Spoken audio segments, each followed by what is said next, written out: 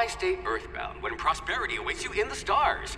Come to Halcyon, the only colony on the edge of the frontier, owned and operated by corporations. A trip of 10 short years will feel like mere minutes, thanks to the comfort and safety of your very own hibernation chamber. You'll wake up in a perfect society designed to maximize your productivity, with guaranteed full employment. With only a minor term of service, you will become the master of your own destiny when you go out of this world to the Halcyon colony.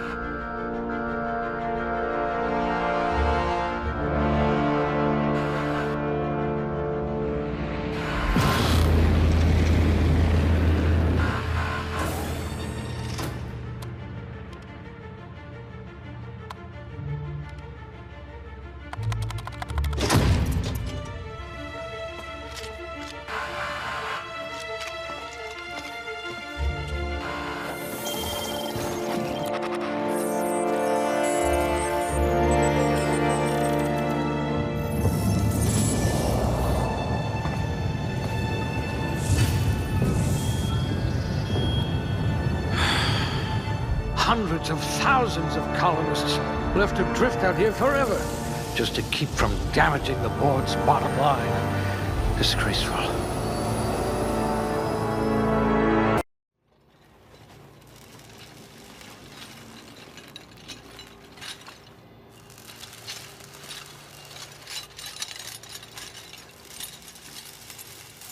Ah, there you are.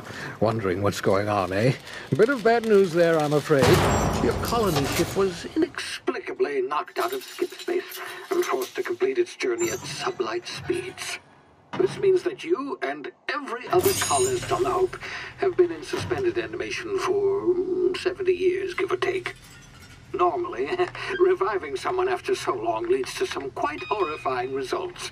It's called explosive cell death, but it's really more of a liquefaction. Something wrong? Oh, yes, well, not to worry. I've pumped your body full of a special concoction I devised to keep you from dying so horrifically. Hopefully at all, but I guess we'll see, yes? Unfortunately, I used the last of my chemical supplies saving you.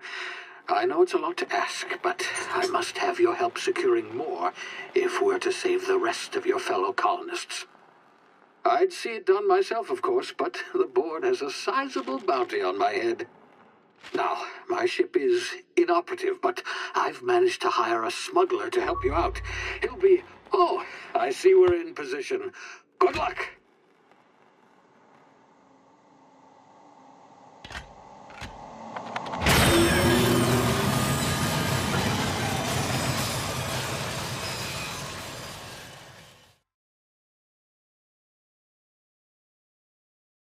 Can you hear me? Is this thing working? Ah, there you are. Now, where were we? Oh, yes, the smuggler. His name is Hawthorne, and he should be waiting for you at the landing site. He's to be your chauffeur, so to speak. Not to worry, I'm told he's a specialist.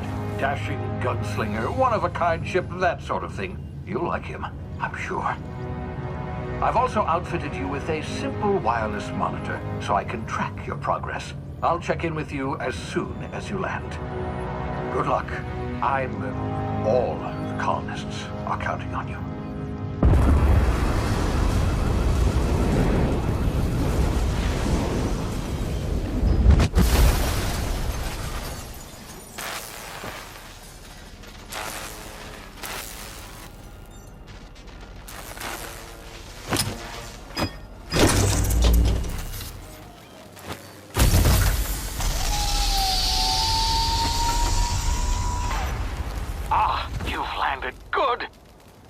Hawthorne should be close by.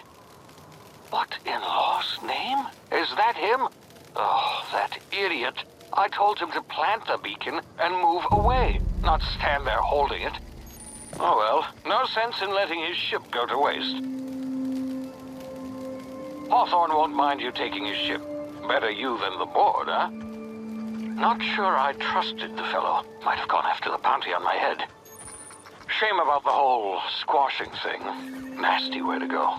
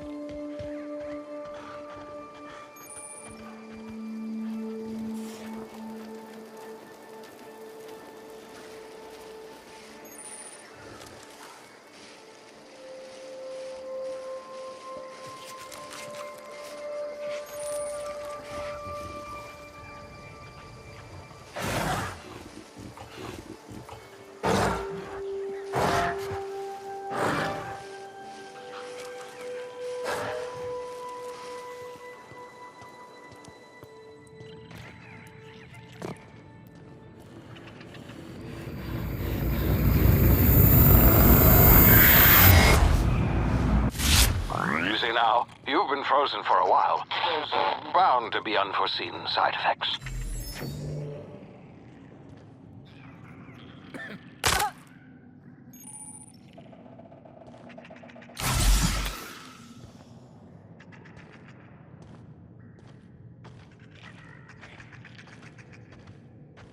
Hey, you, come here. You've tried the best now. Now try the rest. Spacer's choice. Oh, law, that stings. We were out on patrol. I saw a marauder camp up in the hills. Thought I could take him. Then my gun misfired. Right through my side. I mean, what are the odds of that, right? Just barely scraped by with my life. Crawled in here and blocked off the exit with those canisters.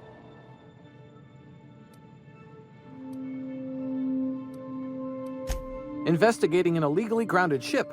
All spacecraft must arrive and depart from authorized landing pads. That's board law, that is. Some hull had grounded their spacecraft out in the open. That's a real good way to attract marauders. See those canisters by the entrance? Marauders come sniffing around in here, and I can take them all out with a single shot. Not bad, huh?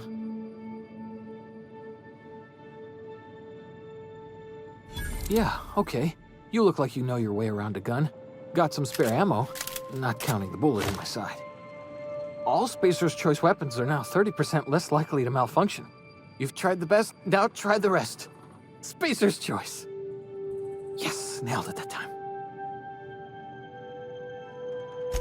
You hit your head or something? You're in Emerald Vale. We're a Spacer's choice community. Edgewater's a little ways down. Prettiest place in the Vale. Be sure to stop by a provisioner's for a can of our famous salt tuna. The Hope? Is that some sort of fancy new drug? Are you with Auntie Cleo or something? Don't take this the wrong way or nothing, but I'm not allowed to fraternize with Cleo workers. Company policy. Damn it, my ears! Oh, what just happened? Can you hear me? What in the hell? This...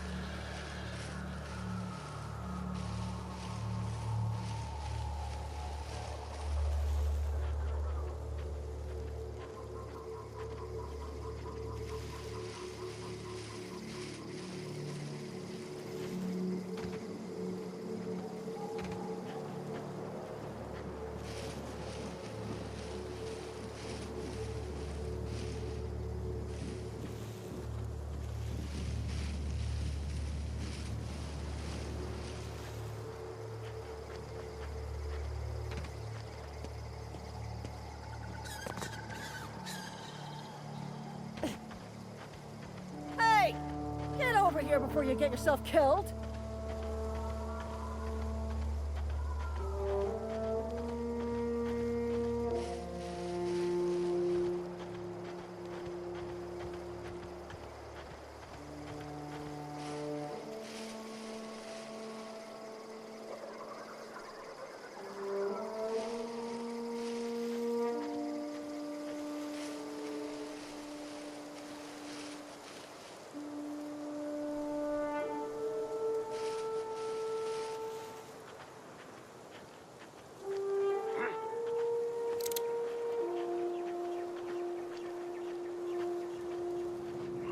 Smell something.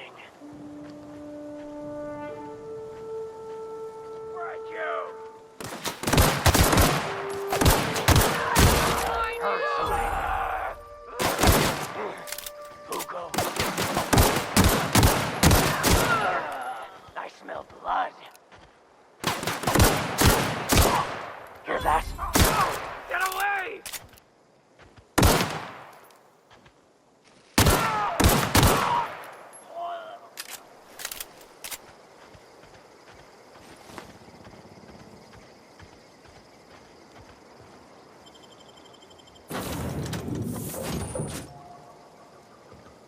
Please be informed that this vessel contains no valuable plunder.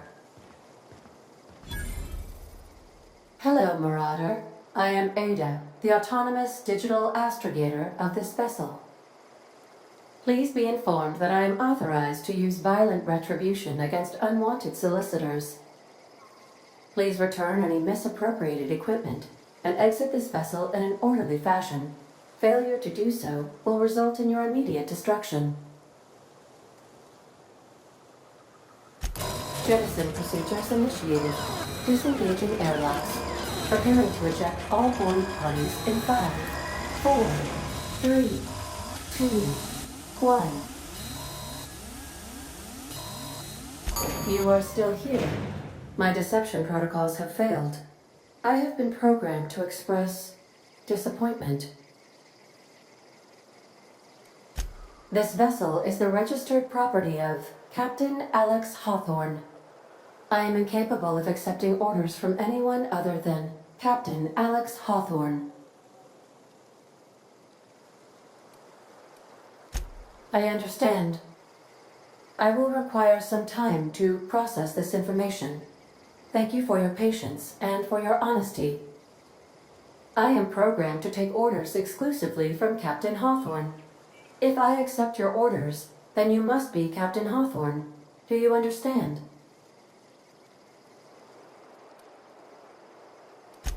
Well done, Captain Hawthorne.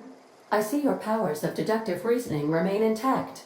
Unfortunately, our engine is currently inoperable. Our main drive suffered a critical power failure, and we were forced to make an emergency landing. The main drive's power regulator has been irreparably damaged and must be replaced. Astutely observed. However, the probability of locating a power regulator within a worker settlement falls within acceptable parameters of certainty. High-capacity power regulators are sometimes employed in the electrical networks of worker settlements. I have taken the liberty of printing you a new captain's identity cartridge. Please try not to lose it this time. This cartridge identifies you, Alex Hawthorne, as the registered proprietor and captain of the Unreliable. Do you understand? Best of luck in your search for a power regulator. Try to stay alive this time.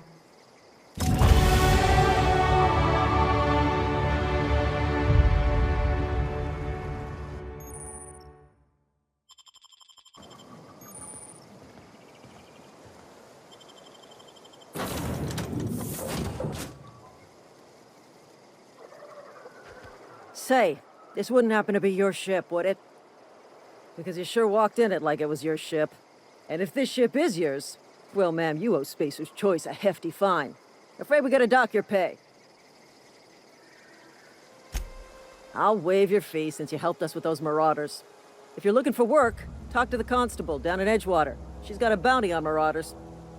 Edgewater's not too far. Just follow the road east of here, over past the cemetery. Now, if you'll excuse me, I need to inspect the crime scene before I make my report.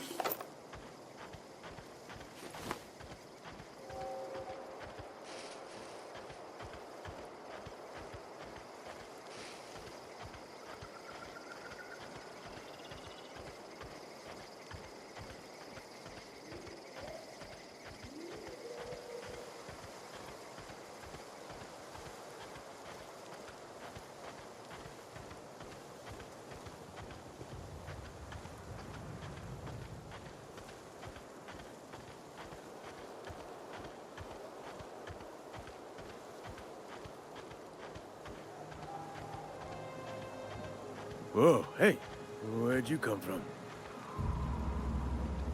Don't go ambling out in those hills. That's marauder territory, friend. You talk too pretty for a marauder. Most of them just grunt and yell. Ain't safe out here. You'd best head into town. Avail yourself of Edgewater's high walls. And low prices.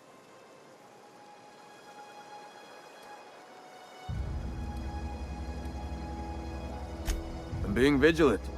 Don't want to get blindsided by some corpse-chewing marauder come stalking out the shadows.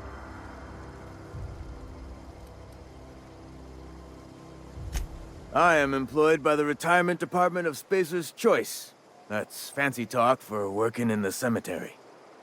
Name's Silas. Junior in humor for the town of Edgewater.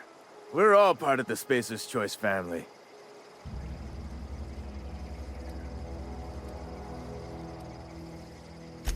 Hey, I earned that fancy title. Started off a lowly junior gravesite builder, then junior interment engineer. Oh, and I was a junior burial assistant for a time. The rate I've been working, I'm bound to earn a promotion. Must be about 50, 60 burials away from associate in humor.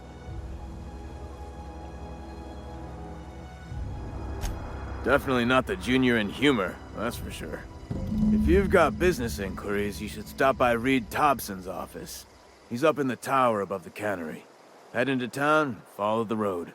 Look, you obviously ain't a worker. What's your racket? You a smuggler? Freelancer? Edgewater is a company town, board-owned and operated. That includes the cemetery. None of us own our gravesites, we rent them from the company. Renting means money. Money means paperwork. Paperwork means signatures. Some of our families become a mite delinquent in paying their dues, you see?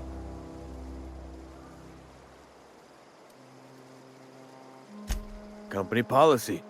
If it was up to me, I'd put the whole town 10 feet under, free of charge.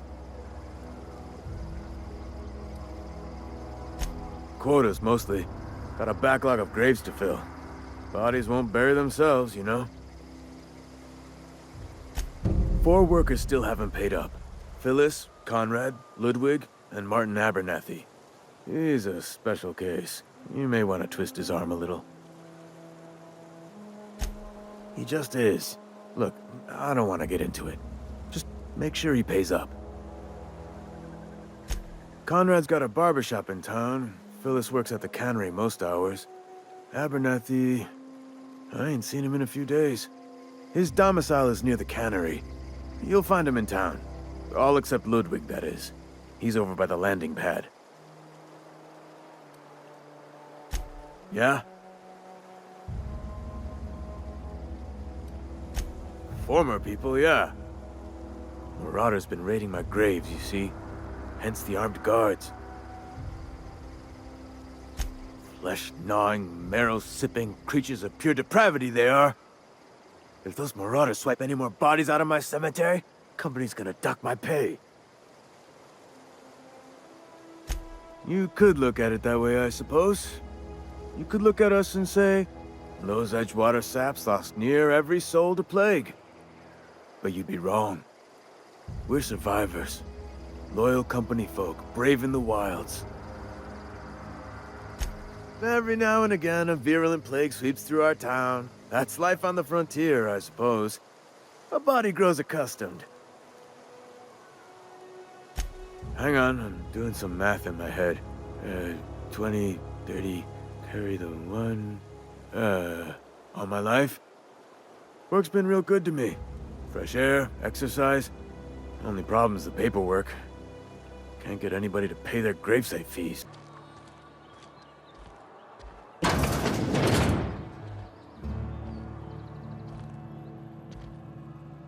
Please don't touch anything. Your hands are probably crawling with germs. Physical hygiene recapitulates moral hygiene. Cleanliness is next to lawfulness. We don't believe in free anything here in Edgewater. We're a Spacer's Choice company. I'm Conrad. You will report to me if your hair fails to meet Spacer's Choice aesthetic standards. You will also report to me in the event of your death, whereupon I will clean and prepare your remains for interment. Burial, in the unfortunate event of a fatality. It's what a barber does. We make you presentable. Ah, gravesite fees. Silas and I had talked about this at length. I thought I'd made it clear my pecuniary situation precludes the necessary restitutions. As broke as pie crust, friend. Bidless, indigent, destitute. I simply cannot afford it. I am a blemish on the prosperity of our fair settlement. When I expire, I expect Silas to toss my body into a ditch.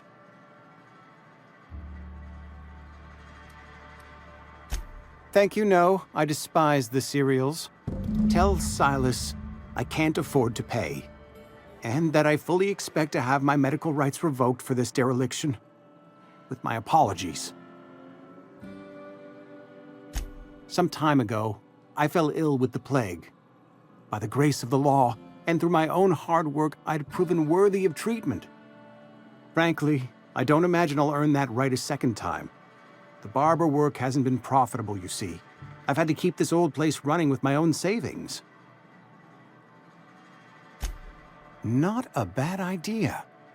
But I'd need some kind of collateral. My pair of lucky clippers! No, that won't do. Your idea intrigues me, but I'm afraid I don't have anything to give Silas. I'm open to suggestions. Much obliged.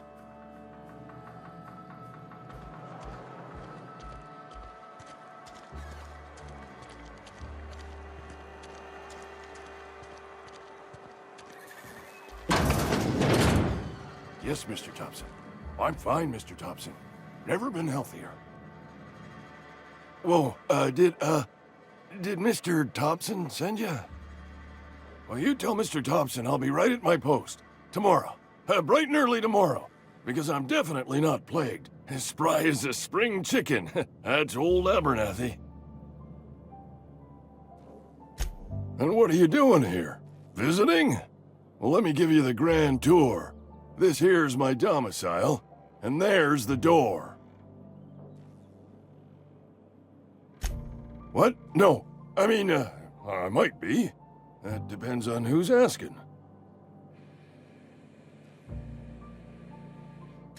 Silas knows, doesn't he? That's why he sent you.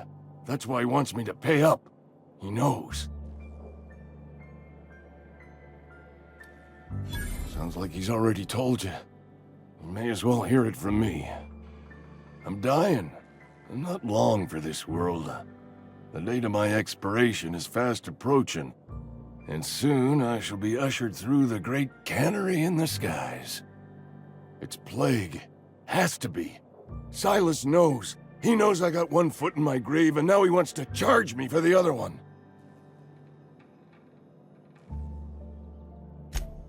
You are? Oh, wow. First time anyone's ever told me that. I'll pay your fees. I don't want any trouble from Silas. But if you could see a way to freelancing for me, I could really use the help. Oh, hey, I'm sorry. I didn't mean nothing by it. Wasn't trying to insult you. So does that mean you're for hire? I could use the help if you could use the work. Couple hours out of your day and some light second-story work, that's all. There's a cache of anthracillin tucked away in the old community center. Powerful stuff. Stronger than what we got, anyway. I need you to break in, nab that medicine, and bring it back to me. You oblige me with your haste. I think I feel the plague spreading. Oh, Law, it's in my spleen now. I can feel it. Just keep your head down when you're in there. Marauders have taken over. Probably tracking mud all over the archives. I know that, but I got nobody else to turn to. Reed would have wrote me up. Constable would have locked me up and wrote me up. Could have gone to see the good vicar, but I never did find my courage.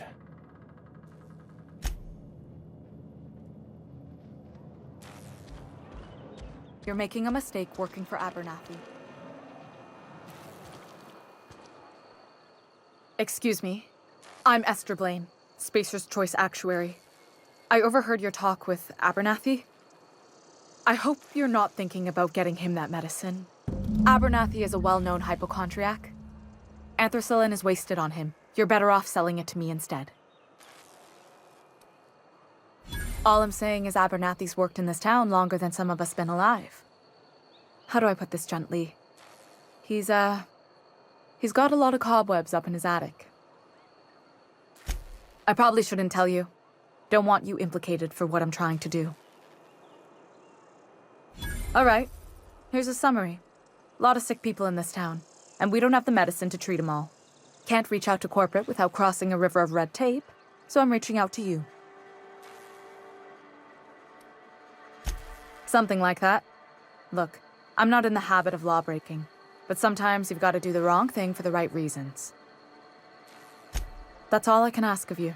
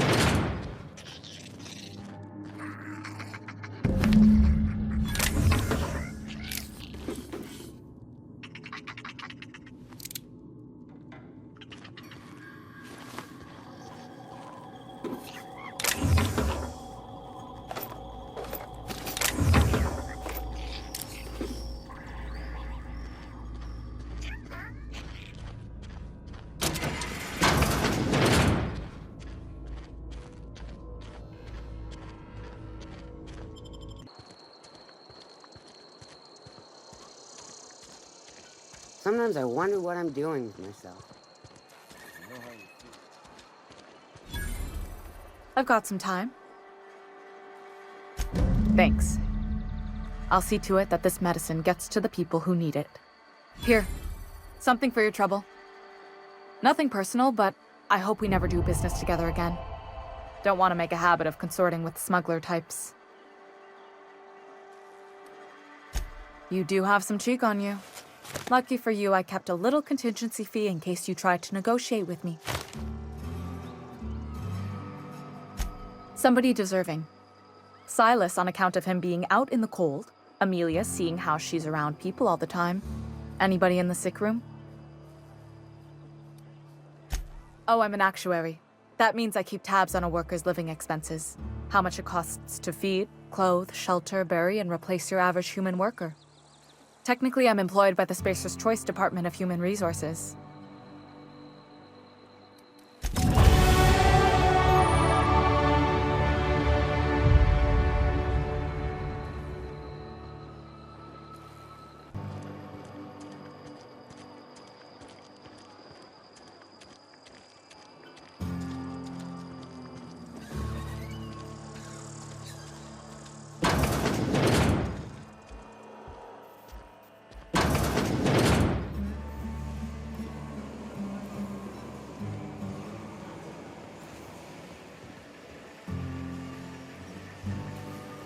You the new worker? Whatever. Make it quick, Tenderfoot. I'm busy. Foreman Granger, mind those words don't come out of your mouth unless preceded by yes or right away or thank you. Shit. Silas still on about that. Here, take the fees. I'd appreciate it if you didn't tell Reed I was late on my payment. Because they're not my fees and not my gravesite. Guy I worked with shot himself. I paid the bill. If you're not familiar with board law, you ought to be. Law requires delinquent gravesite fees to be paid by the deceased party's closest living relative, which meant me. Shame, though. Eugene was a good worker. Woke up one morning and put a round through his upper story. Can't imagine why. The kid was doing all right at his desk. We all thought he was an upstanding receptionist. Just between the two of us, I'm pretty shocked his weapon didn't misfire. Spacer's Choice handguns aren't the most reliable. Eugene wasn't family. Yeah, I was the closest living person relative to his body at time of death. I'm the one who found him, you see, so I pay the fines. Suicide's a crime. The legal term is irreparable damage to company property. What Eugene did to himself was vandalism. I'm plenty serious. In fact, I'm a little upset Eugene didn't think things through. In other words, Edgewater would have been penalized pretty hard. Whatever Eugene was worth as an asset, we would have had to pay out of pocket to Spacer's Choice. Well, excuse you. I'll have you know Eugene was an asset to us all. May his atoms be commended to the law. All I know is Silas asked me for Eugene's gravesite fees, which means he was approved for burial, which means his papers went through, which means the town's in the clear. I'm just glad to put this whole ugly affair behind me. Eugene can rest his bones in peace, and the rest of us can get on with our own lives.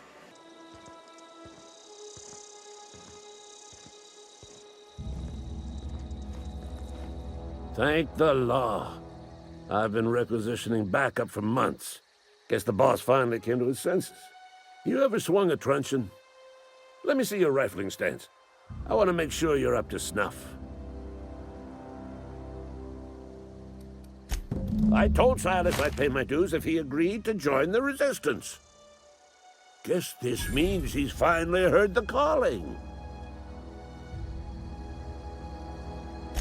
The war! The coming apocalypse! Man versus machine!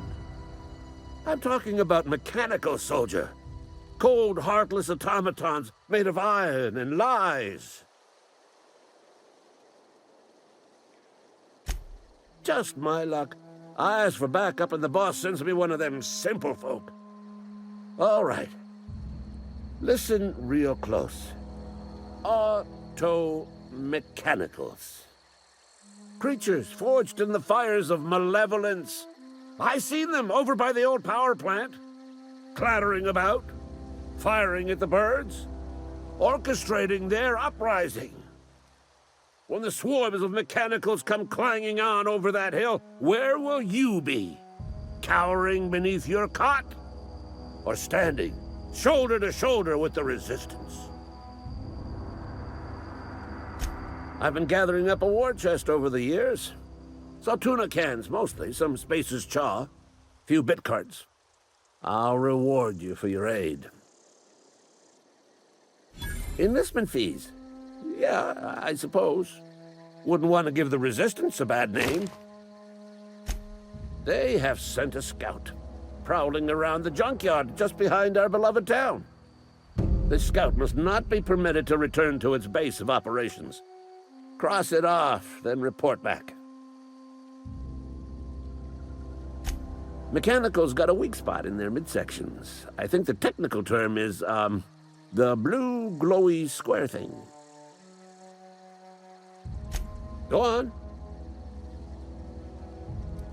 You ever seen the way a mechanical just stands there? Just looking at you, scanning you with its murderous oculars.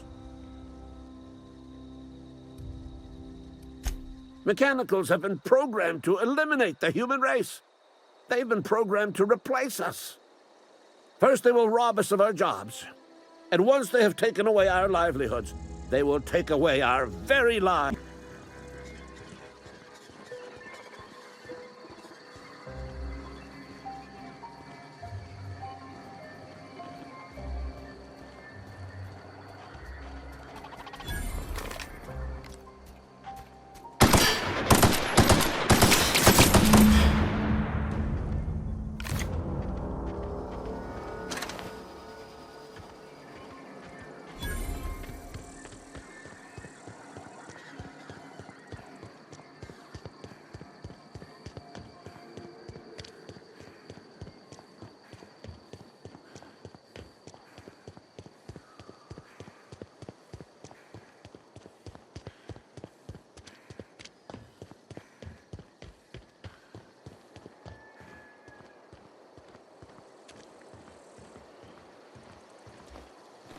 Bring us honor, soldier. You beat that scout to scrap with its own legs? Pulled its optic cables out its head case? Actually, don't tell me. Rather use my imagination. You're a passing fair soldier, I will confess. But you are one, and the enemy is legion. What you need is an equalizer, a weapon to strike fear in their cold, mechanical hearts. Cantina, lavatory, behind one of the toilets. That's where I've kept it hidden all these years. Sharp, ain't it? The lavatory is the very last place a mechanical has need to enter. On the double, soldier. Don't want the bartender poking around in there with a mop.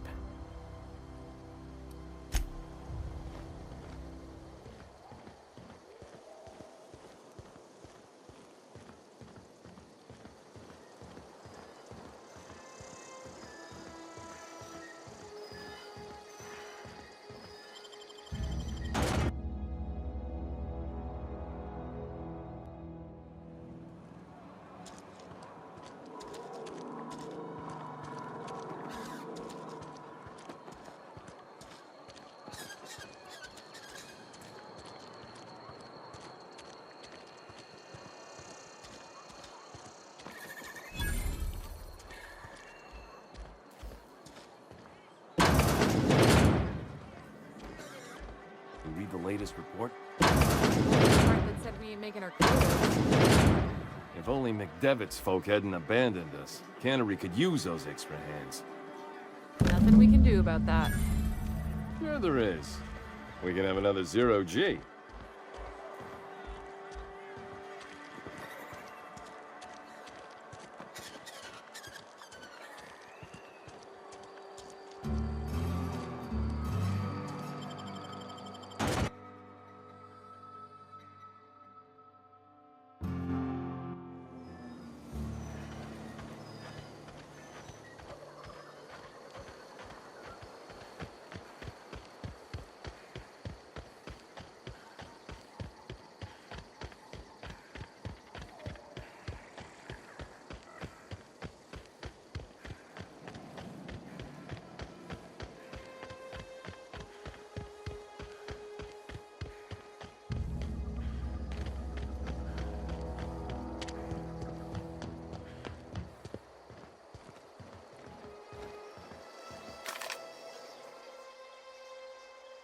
Bring us honor, soldier. Feast your eyes, soldier. This here's a genuine Spacer's Choice injury customizing unit, designed to deliver a lethal blast of electrical discharge. I call it the Hand of the Law. You ever want to see a mechanical flailing around like a grounded fish? You stick a couple thousand volts in its guts. With compliments from old Ludwig. Fun. This ain't some quarterly performance review, soldier. Ours is a grave and sacred duty. Time's come for you to journey down into the black heart of the enemy's camp. I'm talking about the old geothermal plant. Unfortunately, the old plant lies outside my board-given jurisdiction. You'll need to get a passcode from the boss, Reed Tobson. I need you to get us the brain of a mechanical. Well, not exactly a brain. Anatomically speaking, what we're looking for is a logic module. There's the rub. If a mechanical breaks down, the logic module fries. So you can't rip one out of its corpse. You're going to have to find an intact model somehow. Don't tell anyone, all right? I've got a contact. A real expert in the inner workings of the automaton. We are going to rip those mechanical secrets right out of their circuits. Well, excuse me. What I meant was I'm going to get a contact. I didn't know I had to be all prissy about my grammar around you. If you die horribly, I will pour out a can of 0G to your memory.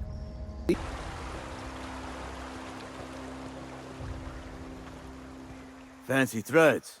That some kind of hibernation suit? You run into any trouble?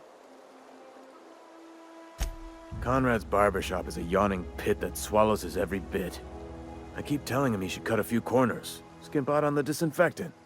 You gotta put the squeeze on Conrad. Find some dirt on him. Maybe check his back room. That's the word, extortion. Been on the tip of my tongue all day.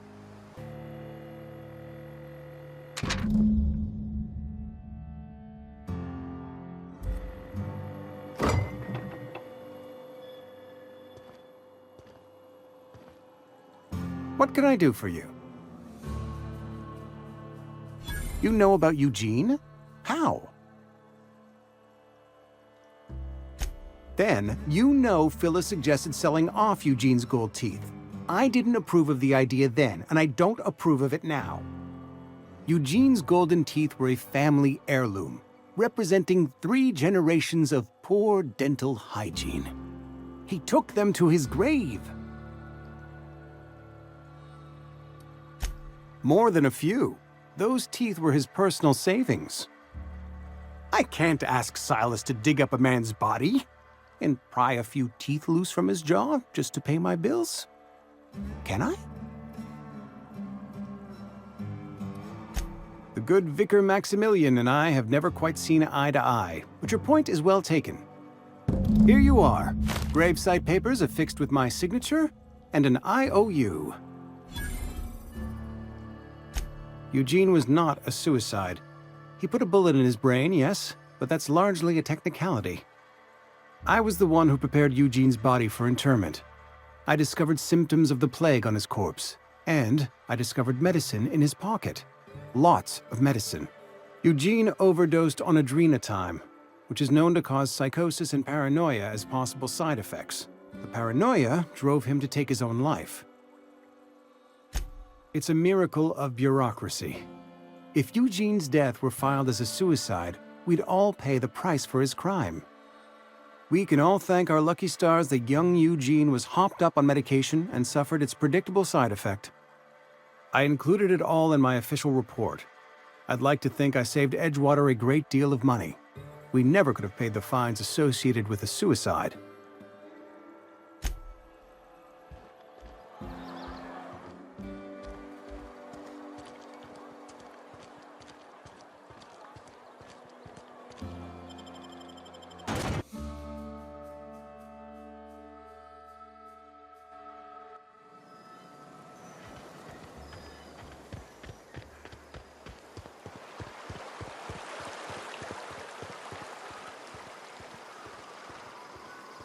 Grave digging's a fine profession. Always work to be had, and nary a word of complaint out of your clients. Yeah? What about him? Yeah. Funny thing, Eugene's body ain't where it's supposed to be. The night we was supposed to commend his body to the earth, I had his grave all dug up and ready, right? And so I thought, I'll just rest my eyes a bit. When I woke up, his body was gone. Spirited away. Vanished. The footprints nearby suggested that Eugene was stolen by marauders. Or he rose from the dead. Suit yourself. What's on your mind?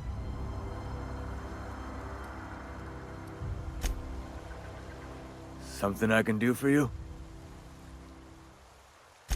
You run into any trouble? Reliable work from a freelancer. That's gonna take some getting used to. And I'll buy you a drink sometime. Suppose you've earned it. One good turn deserves another. Abernathy was sick? With the plague? That's disgusting. I shook hands with the guy. What? No. If I knew he was sick, I would have had him reported. I needed his fees because of his name. A, for Abernathy. He was at the top of my list, you see?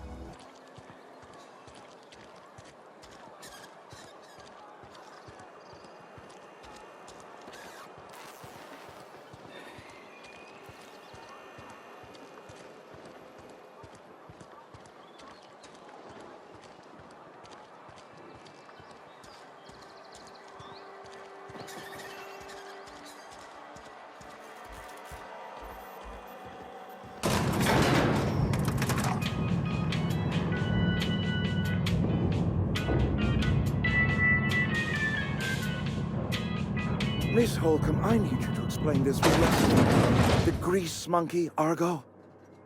I'm sorry, Mr. Tobson, sir. You asked why it's taking so long to fix. The answer's technical. Don't apologize. Just try using small words for me.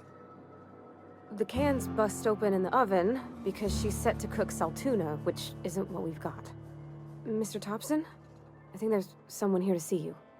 Focus, Miss Holcomb. You and I are still talking. Let's start over. Walk me through the process. Show me where it's going awry. Well, sure. It's, mostly on account of what we're feeding into the mechanism. It puts food in cans. We have food, we have cans. Why won't it work like we need?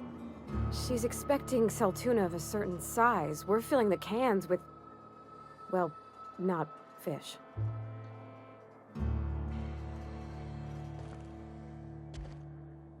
Seems we've got a guest. Really now, Parvati, I do wish you'd spoken up. I do apologize. I was given no forewarning of your arrival, or I might have welcomed you at the gates myself. I'm Reed Tobson, Outpost Administrator. I cannot help but notice you are not in uniform. Of course not. I don't have that kind of luck. Seems I allowed my excitement to run away with my wits. Been a few seasons since we've had a visitor pass through. Only regulator we got is hooked up to the town transformer. Mr. Tobson ain't liable to be keen on dismantling it. I beg your pardon. I am most emphatically not keen on any such thing. I can't let you have our power regulator. But I happen to know of another one. And I happen to know exactly how you may retrieve it without frying yourself in the process. Oh, yes. Saw someone put his hands on a regulator while the power was running. His legs were still twitching when we buried him. There's a power regulator in the old botanical lab. It's mostly abandoned, so all that power is being squandered. Go down to the geothermal plant. Reroute power from the botanical district over to us. Once their power's shut down, you can have their regulator and be along on your way. I was not entirely sure how to tell you this. The botanical labs are not legally inhabited, but there are people who live there. The people living in the botanical labs. They're deserters, former workers. I need them back at their posts. I need them to come home.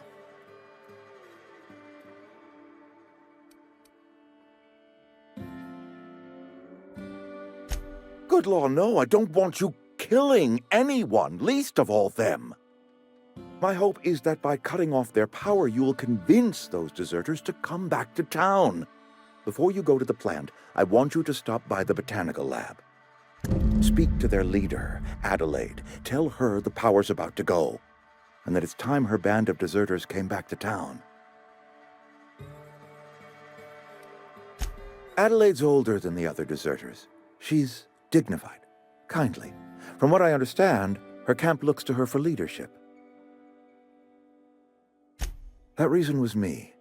I asked too much and pushed too hard. But I am ready to make amends if they are willing to return to the fold. We belong to one community, the Spacer's Choice family. If we dissolve into factions, then we will all perish separately. Adelaide will understand that. My dad told me all about the plant. Taught me all he knew. I could come in useful. I mean, if that's all right with you, Mr. Tobson. Sir. I hesitate to part ways with Miss Holcomb, but I cannot deny that she is talented and may prove useful to you. You will need an administrative passcode in order to enter the plant. I am trusting you with mine, and trusting Miss Holcomb to guide you if you'd like. Great! I got my wrenches and diagnosticators and hairpins and engine tape, so I'm all set. Well, I am glad to hear that. Best of luck to you, and thank you again for your help. It is a lot to ask of a stranger, I know.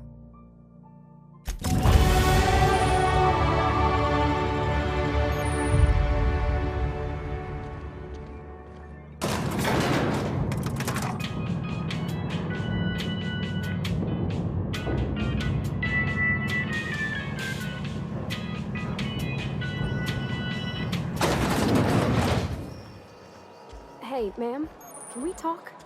Sorry. Got a sec? Sorry. You just want to get out of here. And you likely don't want to tag along like me. It's just, Mr. Tobson has his own view on matters, on account of it's his job and what all, but that's not the only side of the tale. To Mr. Tobson, a person's a gear. It does its job quiet-like. If it squeaks or stutters, it gets replaced. The deserters are decent folk. I knew some of them before they left.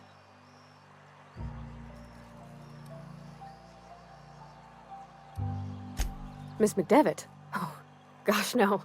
She was a real important person. A flavorist. Made all the food taste decent. She used to work up in the big office with Mr. Tobson. All I know is she left after her son died. It was a real big to-do. I could hear them both yelling clear from my own place.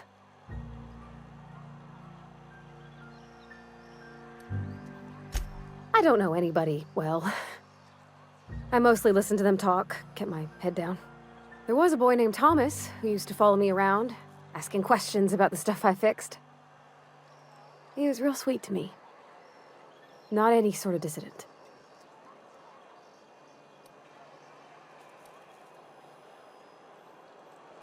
Can't say as I know. I wasn't there. The sound carried, but not the words.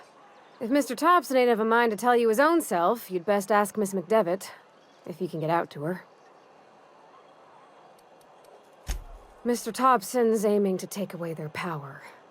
They'll have no lights to see, nor heat to cook. They'll be at the mercy of marauders, or worse.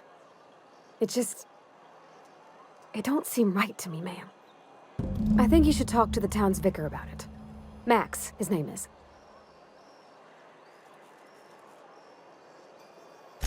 Thanks, ma'am. I just think when you gotta make a decision that'll hurt somebody, it's best to think on the right and wrong of it.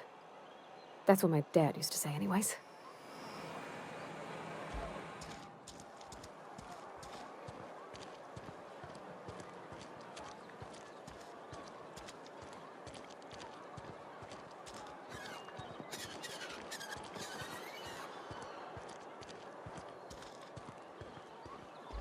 I've always felt weird in here. It's too clean. Yes, what is it? You're an outsider. Fantastic. Vicar Maximilian de Soto at your service. Or Vicar Max, if you're the sort who prefers brevity. And Ms. Holcomb as well. How rare to see you out. And with a complete stranger. Curious. Just tagging along, Vicar de Soto. Don't mind me. I so rarely get new people to talk to. Name your poison, anything at all. Spiritual counseling? This season's tossball predictions? The quickest way out of town? What? I thought you would talk to him. You wanted to speak to me, Ms. Holcomb? Every time I've tried to engage you in conversation, you look at the floor, answer in single words, and slink away. I can't imagine what would be so grave as to drive her to my mission. What has Mr. Tobson asked you to do? That seems well within your expertise. The way we do it's by cutting off power to the others. The ones who left. Adelaide McDevitt's encampment. I can see why that troubles you. Miss Holcomb has a soft heart. Always has, if you believe the talk. They rejected the order of society and live beyond the walls so thoughtfully provided by our Spacer's Choice patrons. Does that strike you as a responsible life choice? Astute. But I am here, not in the deserter camp, so that's not a variable I can account for. Assuming your goal is to save as many as possible, then you should bring everyone together. Send the power to Edgewater and convince the deserters to return to the fold. Not if things are left to stand as they are. If you don't mind a bit of unsolicited advice, be cautious on your way to the geothermal plant. It is not as safe as you might assume. One of the reasons I transferred here was to fulfill my duty in hunting down banned heretical texts. I happen to know such a book is, as we speak, tainting a collector's library in Emerald Vale. However, the collector's residence lies outside the town's walls. My retrieval efforts have been thwarted by marauders who have overrun the property. Should you fare better than me, I'd pay a handsome sum for the book.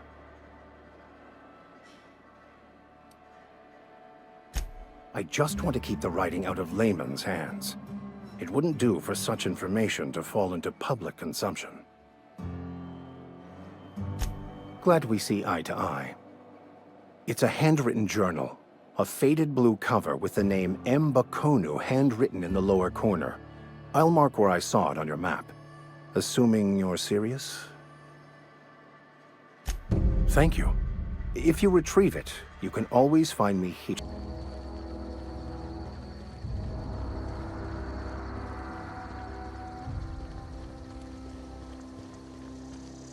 Move along, stranger. We don't want any trouble. I don't know you. Whatever you're looking for, it ain't here. Move along. Answers, huh? You must be one of those philosophicals.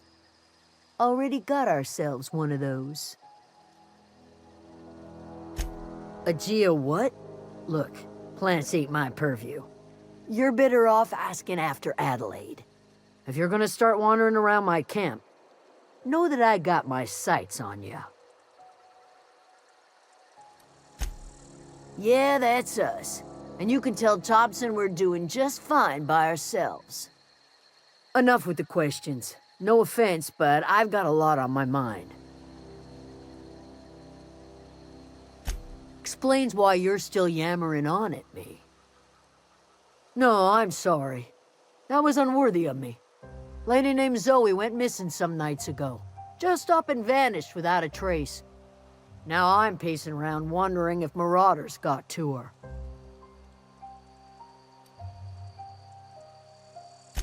I go looking for Zoe, I leave the camp undefended, seeing as I'm the only one of us who knows her way around a gun. Hence my dilemma. Vex me. If she told anybody, they ain't telling me. I'd check her room, but I got yelled at for snooping once already. It's not like Zoe to go wandering. Figured she might be out scavenging, but that ain't exactly her talent.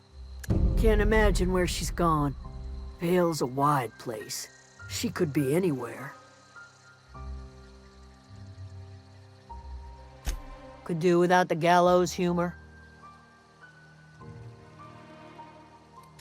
I'll tell you what I can. Could be. Dangers aplenty out there. No telling why marauders would steal somebody like Zoe. Got no useful skill as far as I can tell. Marauder gang just moved into the districts a little ways east. Their numbers are growing. Gotta come from somewhere. Well, enough to know we never got on. Zoe and Stefan were close. If anybody knows the workings of her mind, he does. She was lazy and thoughtless, but she's still one of our own. What is it? Over in the hothouse, tending crop.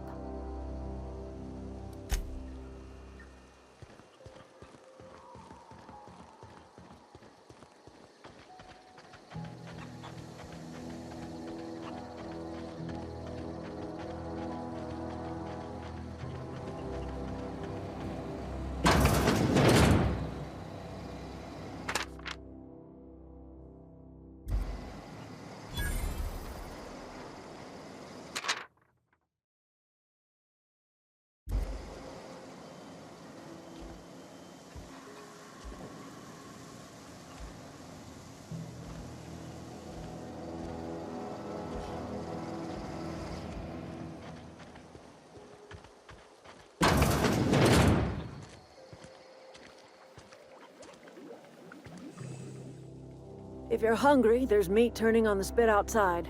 If you're bearing illness, find a place to lay your head down and I'll fetch you a poultice.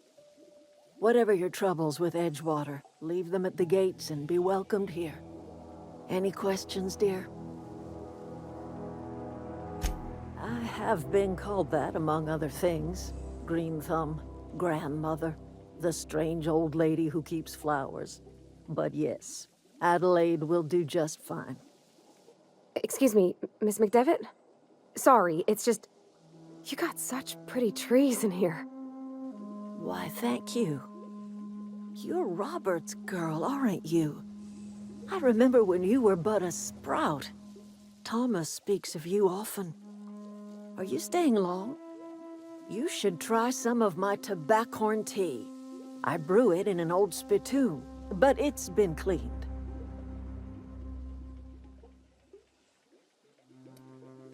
No, dear. The garden belongs to us all. Life is the gift of the universe, and the universe yields its bounty equally, absent of prejudice. The soil around the Vale went sour years ago, but I found a way to sweeten it back up. The secret recipe is a little bit of elbow grease, a dash of love, and a heaping pile of special fertilizer.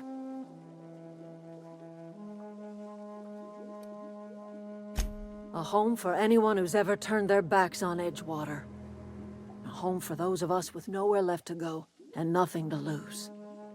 So, like the spores of the puffball, cast on the wind and alighting on fresh soil, we put down new roots. It is an unpleasant story, dear. But the short of it is that sometimes one wakes up and realizes the place that was once her home for much of her life has changed. The home in which we spent our lives has left us behind, and so we must move on. And that is as much as I will say on the subject. Reed Tobson, you here on behalf of that cold-eyed reptile? Let's hear it. What's Reed's idea of peace, then?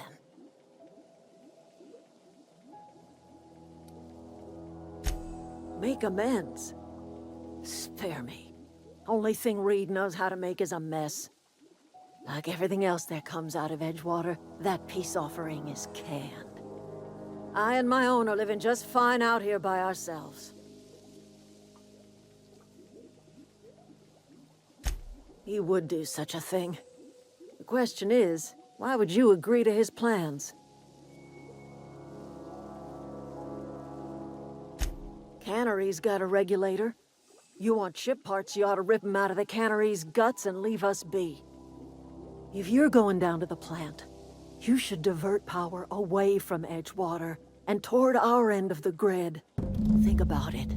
You'd be liberating an entire town from a lifetime of service to that odious cannery.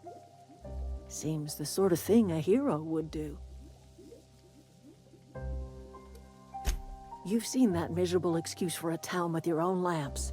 Hollowed out workers laboring their lives away at the cannery, living off whatever scraps Spacer's Choice throws them. You know that's true, don't you, Ms. Holcomb? Your father died of overwork. His heart gave out. He was tired all the time, sure, but he was old, ma'am, and he raised me all by his lonesome. Look what they did to this child. Lost her family to the company, and still she defends them.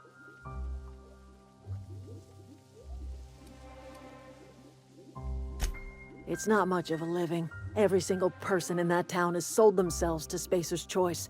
The company owns them. Body, blood, and bones. You've been there. You've seen it. All anyone ever does is toil over a cannery. They give their lives for some heartless corporation, and then they're tossed into a Spacer's Choice brand cemetery. Life in Edgewater grinds to a halt. The cannery shuts down, workers desert in droves, and our own little camp grows and thrives. You bring power to Reed's town and you'll be killing us. Reed knows it. He's counting on it. I trust you will listen to your Fancy duds. Do the tubes get in your way? You mean Zoe? Yeah, we were pretty close. Not like her to go loping off.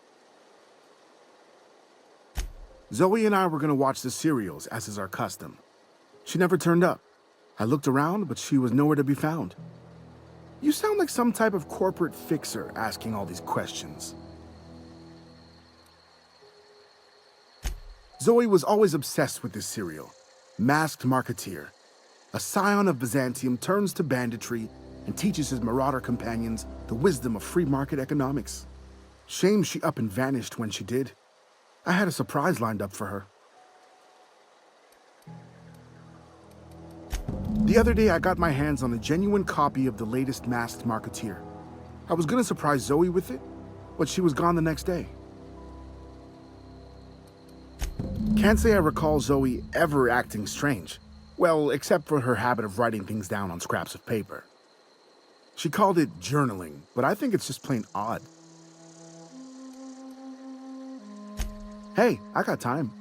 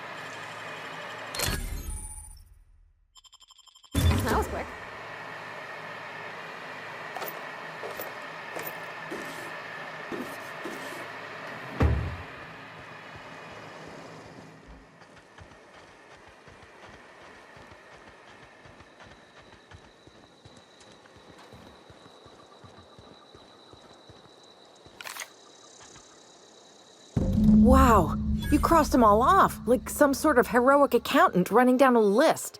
Teach me your ways. What? You mean Adelaide's little congregation of nature-loving nobodies? I could not possibly be less interested in them. You, on the other hand, you were a sight to behold. If I had half your skills, I'd be the greatest outlaw the coast has ever seen.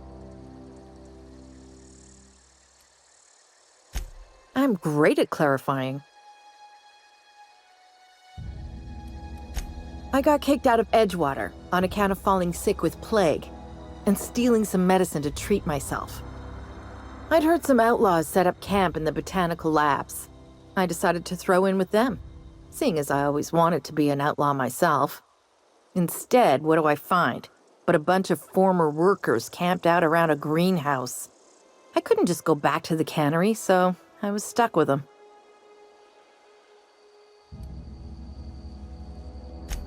I don't know. The vital processes that constitute the miracle of life are mysterious and unknowable. Oh, you mean around these guys? The Marauders wouldn't hurt me. They love me. I'm practically their queen. Yeah, must be my natural charisma. I may have bartered them a few boxes of Adrena time, but yeah, I'm sure that's got nothing to do with it. No. I insinuated myself into their company, see? And they didn't seem to mind one whit. I've got all the time in Halcyon. Why? Adelaide wants me back on garden duty or something? Thanks, but I'm not going anywhere. This is where I belong. I doubt that. Nobody in that camp really cared about me. Yeah, I suppose you're right. Also, he could carry on a conversation, unlike these hooligans. I'll take my stuff and head on back, I suppose. Grace is going to be glaring knives at me, so I've got that to look forward to. What is it? We didn't always get along, but I'm glad to know she's safe. What happened, anyway? Zoe joined up with a band of marauders. Zoe.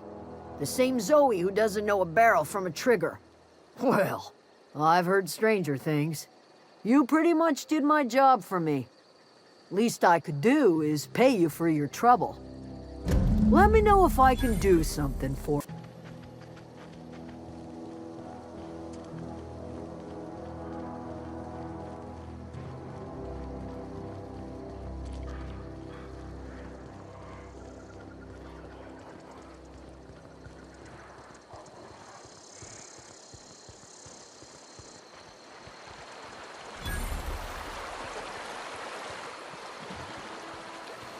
I've always wanted to poke around in here.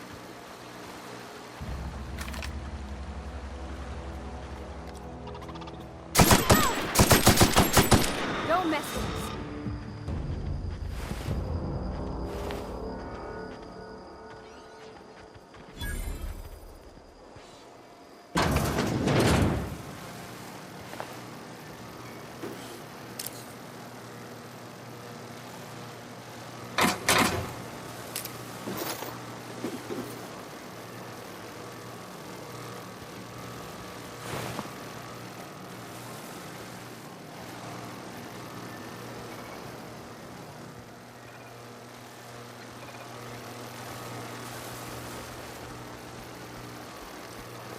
System.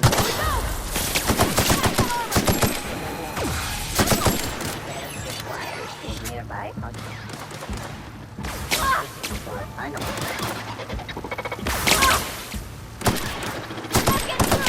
Everyone all right?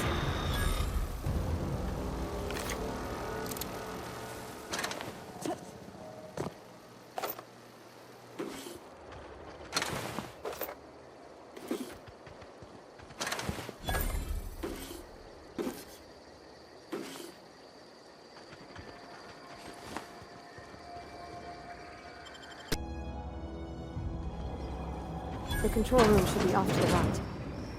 I hope we're doing the right thing.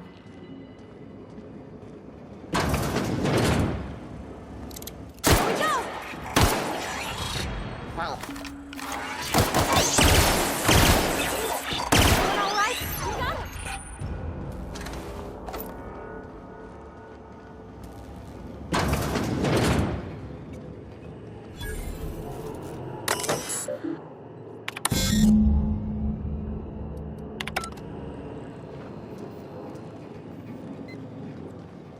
Three switches.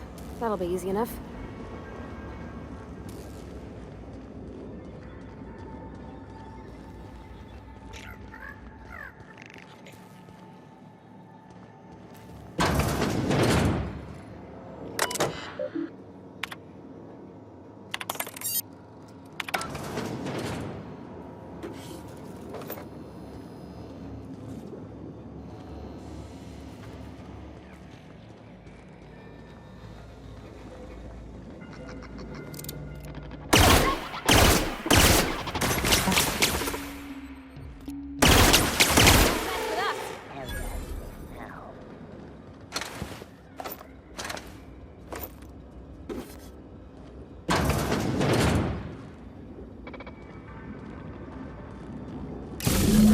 Two more. What'll happen to Miss McDonald?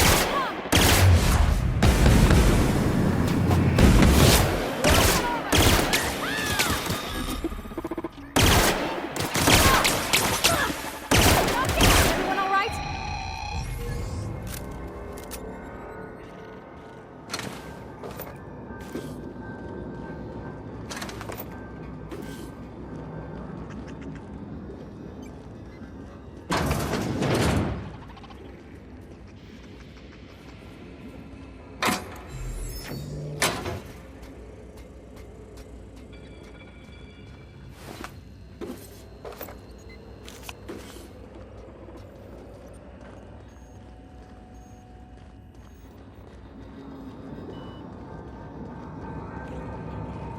Not real. You're not real.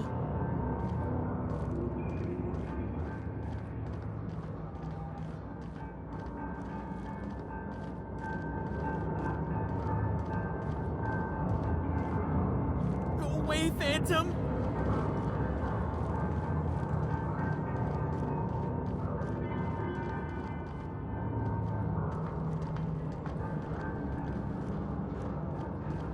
Go away, Phantom.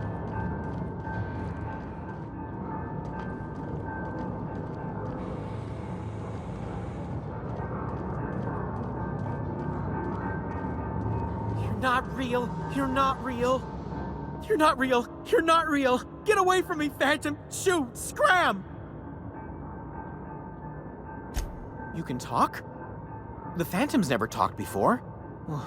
I knew I shouldn't have eaten that sprat raw. See, Higgins? This is why you must always boil your sprats before ingesting. Of course. Sprats are an excellent source for my daily recommended intake of mercury. Chester D. Higgins. The D stands for definitely not insane. I use it as a reminder. Hard to say. By my reckoning, Higgins has been here somewhere between 2 weeks and forever. My recollection's a touch fuzzy these days. Oh, Higgins has been many things over the years.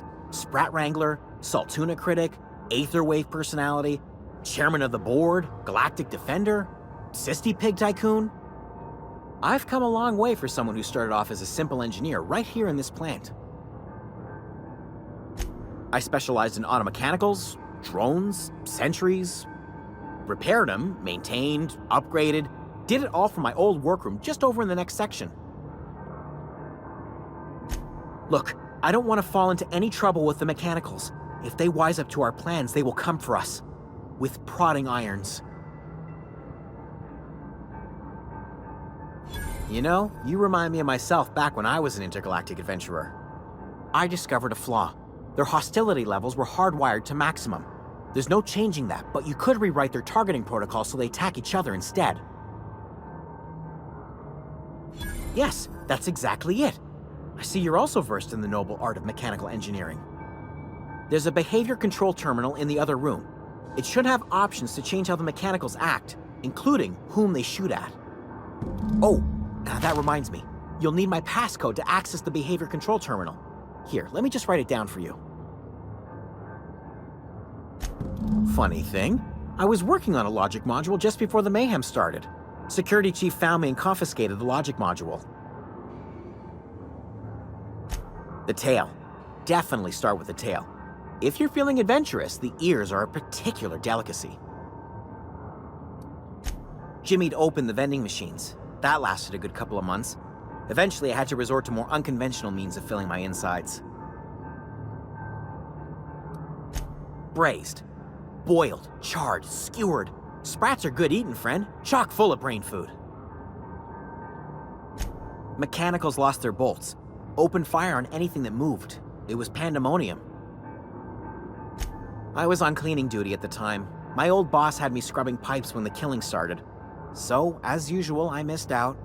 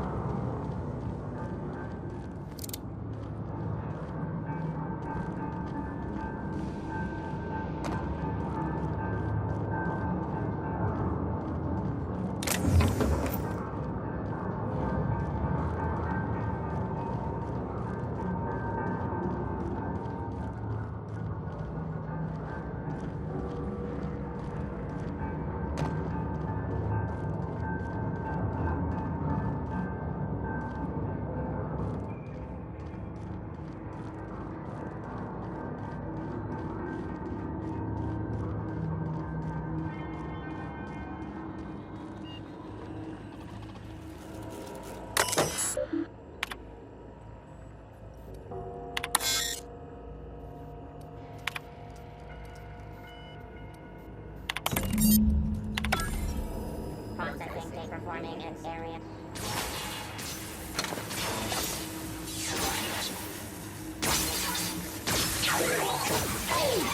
Returning to patrol mode. System alert. Unexpected. Sweeping the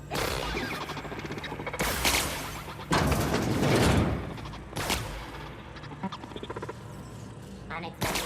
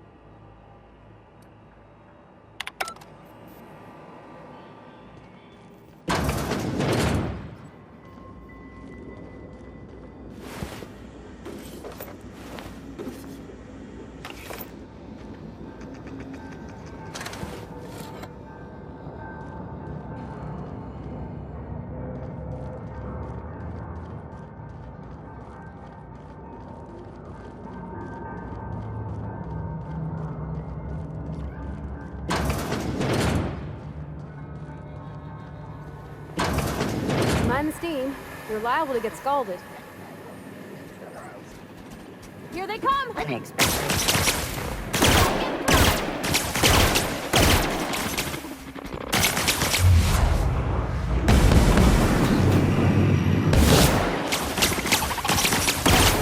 Nice one!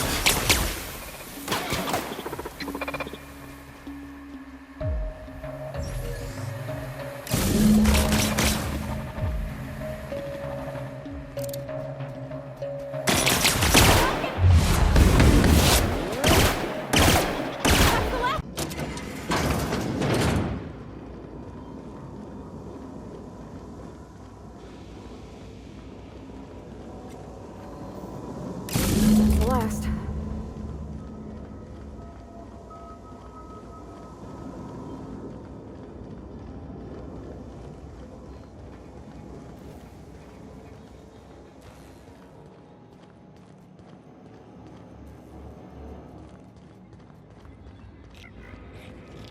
System performing an area sweep now.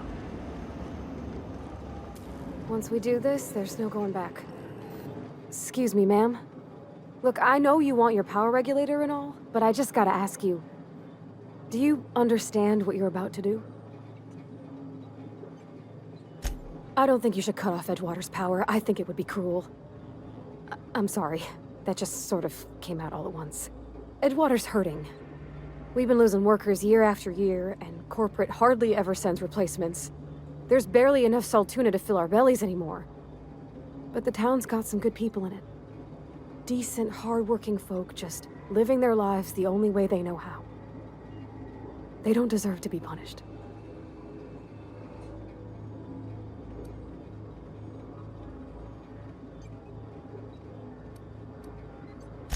That sure sounds like Mr. Tobson. If he was standing here, I imagine he'd remind us of how we're all one big, happy Spacer's Choice family. In Mr. Tobson's eyes, those deserters are still part of the Spacer's Choice family. The family must work together in order to survive. I hate to say it, but I think Mr. Tobson's got a point.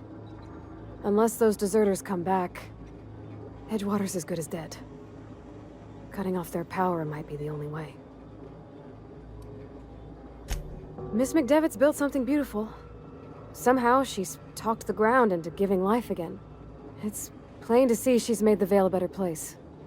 Fed the hungry, tended the sick. Gave a home to those that had none. But Miss McDevitt delights in Edgewater's suffering. She wants to hurt the town. Do you really want to be party to that kind of hatred? Sorry, I didn't mean to babble on like that. I felt like I had to say something.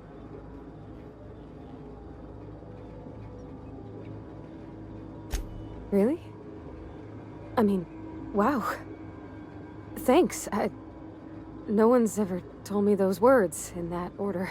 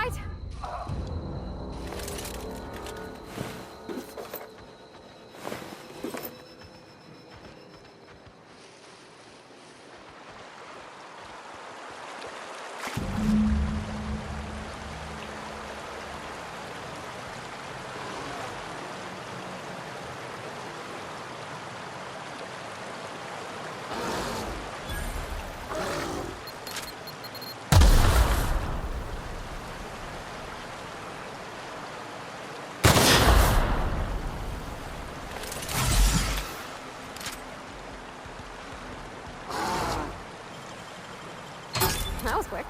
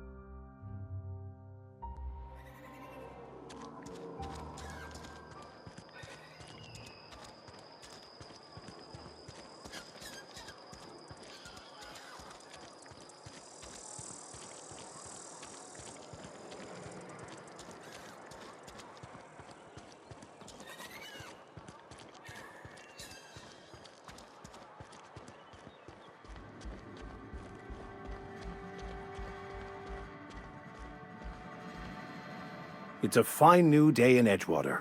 The cannery hums, streetlights and faces glow. I suppose this means the two of you were able to sort out the matter? The greater good can be difficult to determine. None of us can know the effects of our decision in a year, or 10, or 100. Take comfort in the fact that your choices are always, ultimately, in line with the grand plan.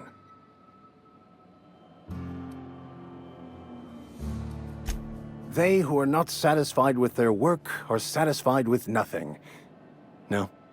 How about, work fortifies the spirit.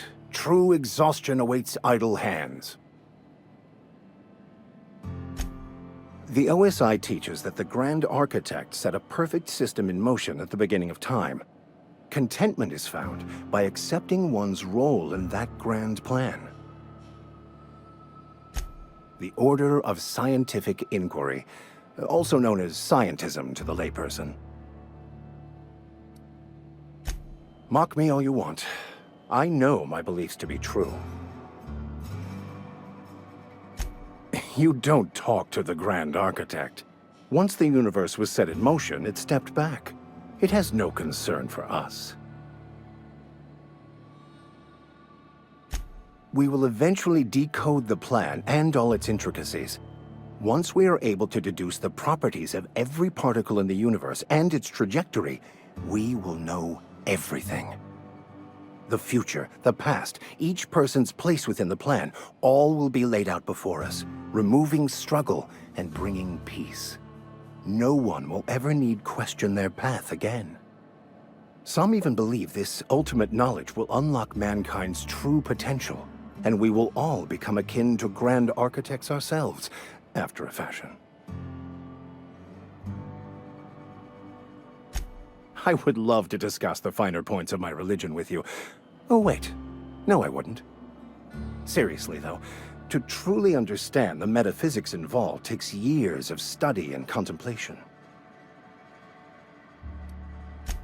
Not to put too fine a point on it, but your choice of wardrobe is not precisely common hereabouts. Also, you lack the distinctive worker gaze. Usually either a deadening behind the eyes, or in some rare cases, a wild-eyed frenzy, like a trapped animal. Pretty universal here, except for Miss Holcomb, who, for some reason, doesn't seem to have much to say to me. Isn't that right? It's just... there's more to it all than numbers. Sorry. Oh, nothing could be further from the truth. I'm simply bemoaning the level of spiritual awareness in this town. Yes, but there are few who hear me in this miserable place. I must double my efforts to elevate my flock. These are good, hard-working people here. Yes, and thank you for pointing it out. It is wrong of me to succumb to distress. This place could be so much more, and I will continue in my quest to make it so. Wonderful. This is fantastic. Well worth all the sacrifices I... Wait. What the fuck is this? Is this... French? I can't fucking read French. It's a law-forsaken joke is what it is. French! Ha! I was so high and mighty, preaching to the yokels about following the plan, while fighting it at every turn. Overreacting? Do you have any idea how many years I spent in... No. You couldn't possibly know, could you? I've spent my life searching for the keys to unlocking the secrets of the universal equation that underlies the plan. I had hoped this book held some of those answers. I became so desperate, I even got myself assigned to this plague-ridden backwater to find the damn thing. All the time and suffering I've spent. Wasted. Bakonu, the author, had some interesting theories about man's perception of reality that I thought could be applied to our attempts to decipher the plan. Unfortunately, he was also one of the founders of the Philosophist school of thought, so the book is banned in this colony. The story of my life. Most laypeople are not aware of this, but we've not discovered any new insights into the plan for a long, long time. I had an idea that we should welcome the truth, no matter where we found it. I had the worse idea to share my thoughts with a superior. And that's how I ended up assigned prison duty, where I was fool enough to let an inmate bend my ear with stories of an original Bokonu journal. Philosophism's a false religion that stands in contradiction to almost everything we know to be true. They believe all is chaos, in stark contrast to OSI's belief in the plan. But most of the philosophist perversion of Bokonu's thoughts came more than a century after his death. But that's neither here nor there. What I need to do now is to find a translator, obviously. But to do that, I'll first need to secure transport. You have a ship. Perhaps I could make myself of use to your crew. Free spiritual counseling, someone to watch your back, not to mention a grown-up in the party. I'm 28. Exactly. I'm pretty handy with a tossball stick, or any blunt instrument, really. I'm also a passable gun hand if it comes to that. I can usually talk my way out of conflict, though. Oh, I'm fairly competent at hacking computers as well. Well, understanding computers is, though I admit I took it further than most. And I was quite the 32nd back during my penitentiary term. Left many an opponent bleeding in the prison yard. Of course, I'm a vicar who is dedicated to his calling. More dedicated than any other you'll find in this colony. I joined the OSI to help decipher the grand plan. But instead, I ended up the vicar in a prison due to ignorance and politics. Then I came here. Satisfied?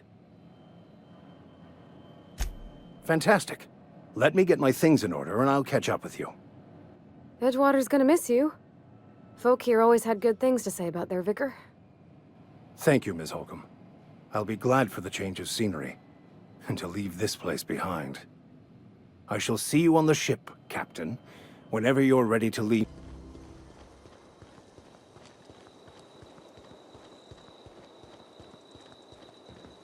When I was little, we'd get freighters in every Sunday noon.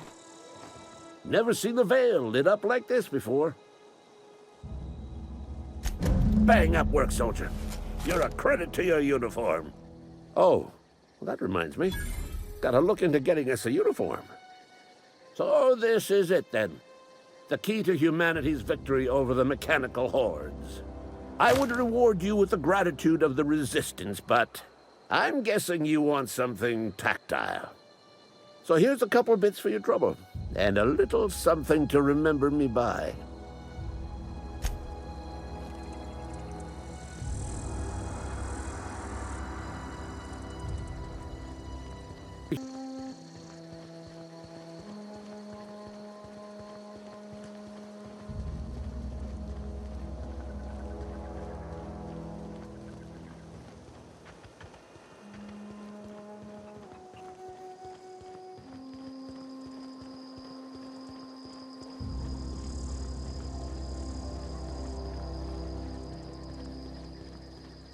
Oh, that's Thomas.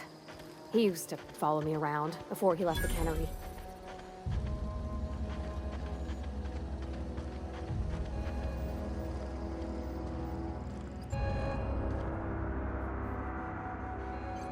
That's the thing about growing old. Your eyes start to fail. Elsewise, I would have seen you for the snake that you are, chopped you into pieces and roasted you on a spit. This is all you're doing. Cutting off my power, killing off my garden. Without refrigeration, my food will spoil, and my flock will starve. I want to ask you this in private, away from the eyes of my flock, so they do not see me lose my temper. Tell me, why did you do it?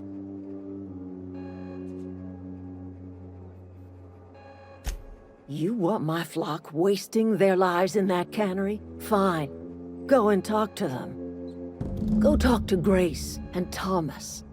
Look them in the eye and tell them their life here is over, and the only thing left to do is go back to Edgewater. This is now your responsibility. And you tell Reed Tobson that I will never return to Edgewater. I would rather die among my flowers than live under his management.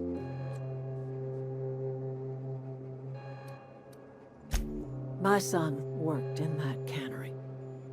When the plague started coming, he was one of the first to fall sick.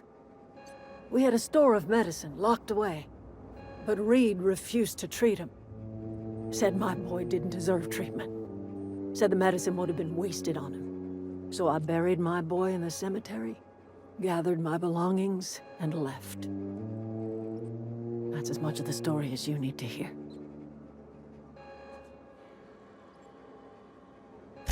You offering to cross Reed off, huh? This some sort of twisted reparation for what you've done? Or you just looking for a chance to sow some chaos? Kill Reed if you must, or talk him into leaving if you can. He and I are not sharing the same four walls together.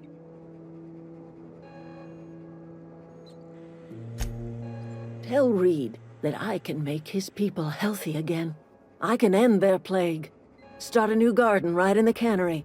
3 square meals for every man and woman in Edgewater. Tell him how I've made the Vale bloom again.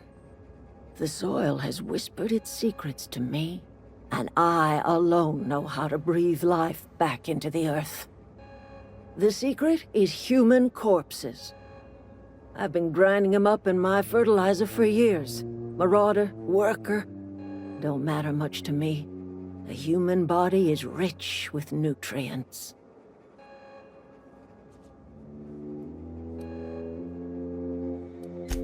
Edgewater's cemetery's got corpses aplenty, enough for a generation's worth of crops.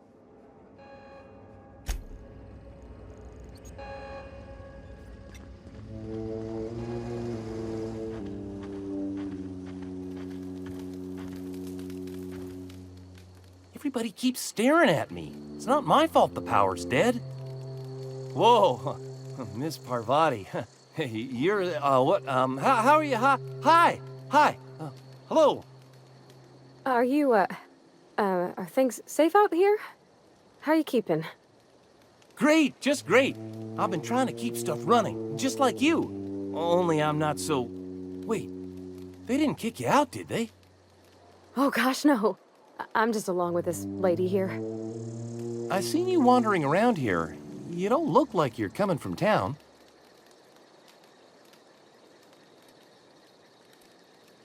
Never heard it phrased in such a way before. I guess we're all trying to get our ships off the ground, ain't we? Sorry, I just wasn't sure if you were from town or if you were one of us. Something's been chewing at me, you see. Fact is, I've been, well, lying. To everybody here. Camp thinks I'm a mechanical genius, but I couldn't fix a busted chair. I'll take all the help I can get. I set my mind to learning the craft of the engineer, you see. I want to make something of myself.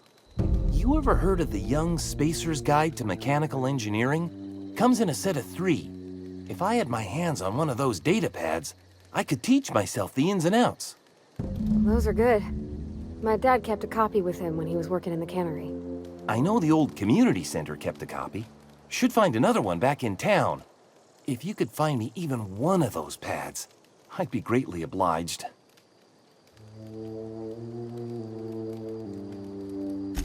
I wish I knew. I wagered the town had the full set once upon a time. Where the third's gone, I can't say. Would you? I'd be grateful. I've been thinking about going back. I'm not much use to anybody here. I get sick thinking about working at the cannery. I can't do that again. I mentioned those manuals on mechanical engineering. Suppose if I had one of those, I could go back to Reed and make a real case for myself.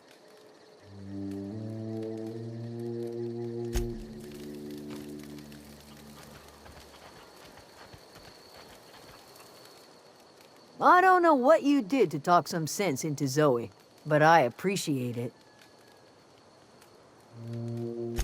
The matter's been weighing on me.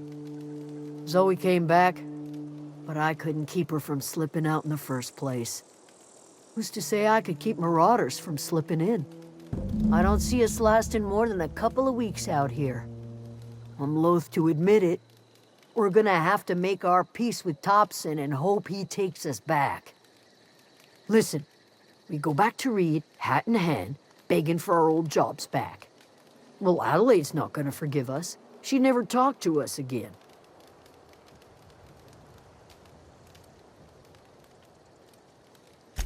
Sure, suit yourself. I'll be here.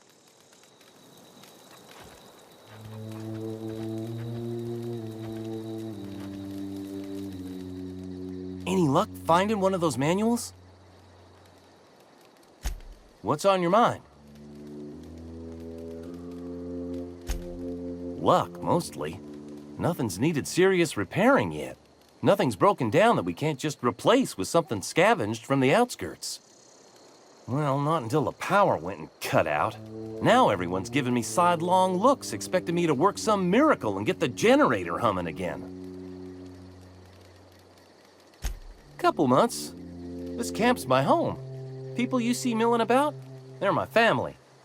At least I think of them that way. I owe them my life. Would have died in the wilderness if they hadn't chanced upon me, starving and delirious. We all left the cannery for one reason or another. Me? I was let go, mostly on account of my incompetence. I mean, I was incompetent. I couldn't even survive on my own. Grace found me, Adelaide took me in, I've been on my feet ever since. You weren't incompetent. You just didn't fit the cannery. Not like here. This place had a U-shaped hole, and now it doesn't. You could stay, you know. Here. I'd be happy to... I mean, we could really use... this isn't coming out right. If you want, Adelaide would make...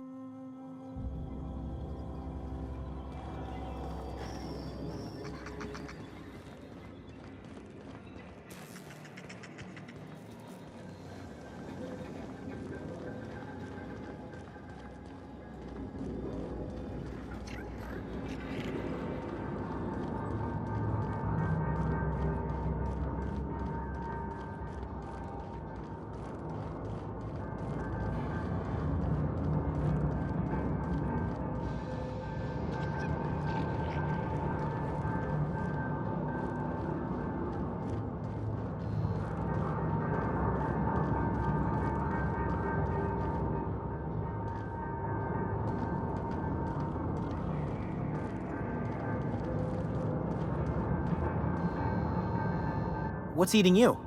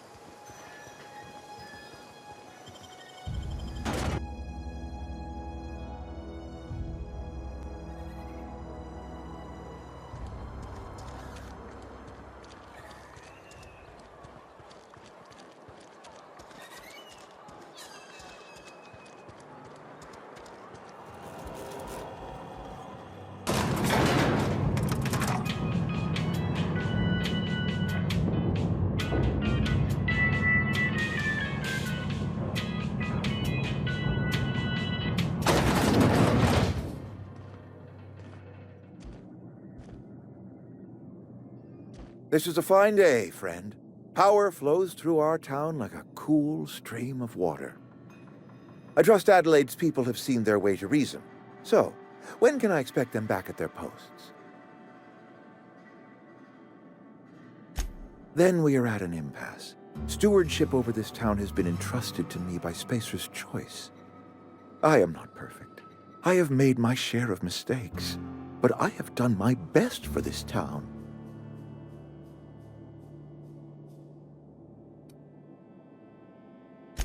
I have been holding this town together with both hands. You can't just expect me to leave. I am a Spacer's Choice man. My father was a Spacer's Choice man. Edgewater may not look like much to some buttoned-up freelancer, but it is my home.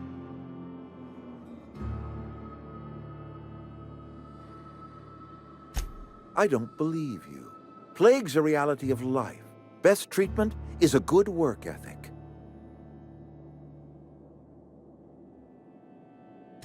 You are disparaging our parent company, and it is not appreciated.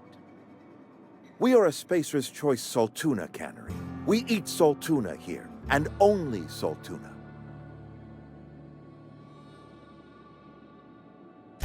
I don't understand. You say Adelaide's growing her own food, but that should not be possible. The soil's gone sour. Company said as much. Our own botanists couldn't grow decent crops for us, so the company got rid of them and shut down the greenhouse. You will excuse me for being skeptical. How exactly is Adelaide growing crops in barren soil?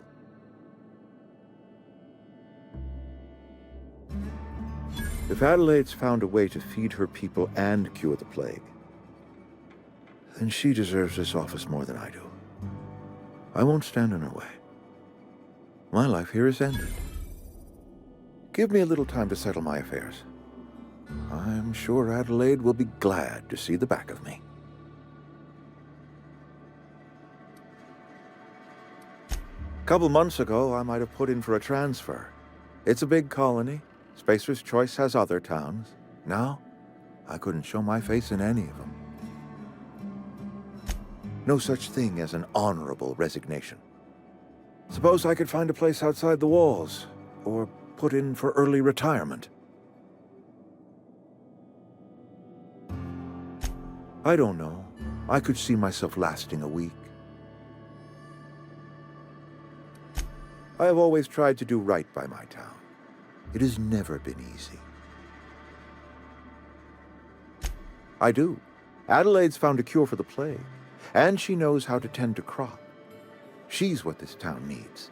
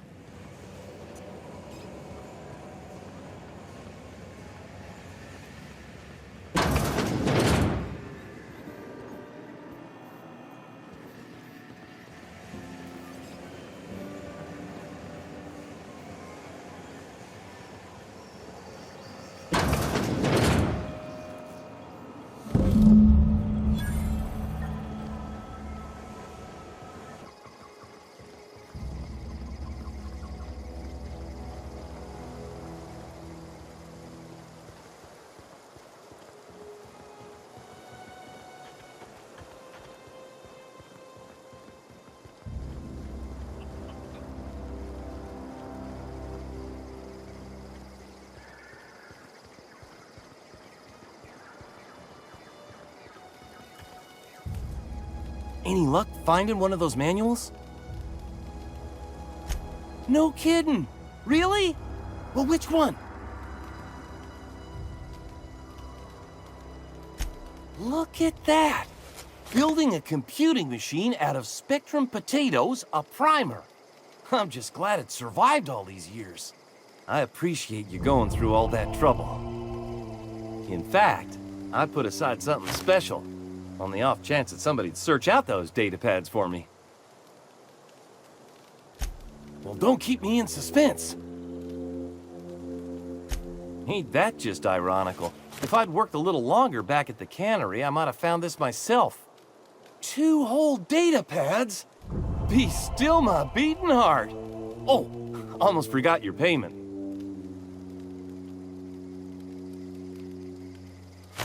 Well, don't keep me in suspense.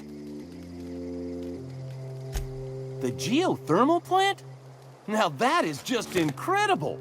You really went exploring down there? Adelaide always told us it was swarming with hostile mechanicals. That's a complete set. All 3 parts.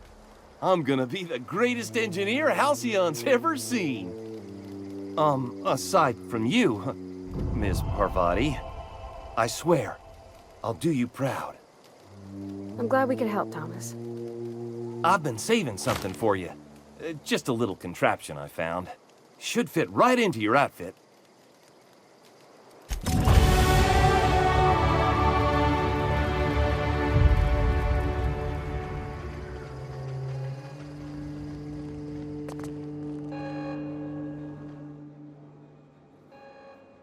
Look at that. The snake's come back. I never thought I'd see the day that Reed Tobson abandoned his post. Suppose we all have a breaking point. Suppose it's time our flock made our way back to Edgewater. We must tend to what remains of the town and carry on with our lives as best we may. You're vexing to me, you know? Injuring us with one hand, helping us with the other. Here, I'm giving you something to leave us be. It's a ransom, you understand, not a reward. You're telling me you did all this just to put me in charge of Edgewater? Stranger, you are some kind of twisted. I might turn that old cannery into a garden. Got ourselves a whole cemetery bursting with bodies. I need some time to gather my personals. Long walk back to Edgewater. Got a considerable burden to carry.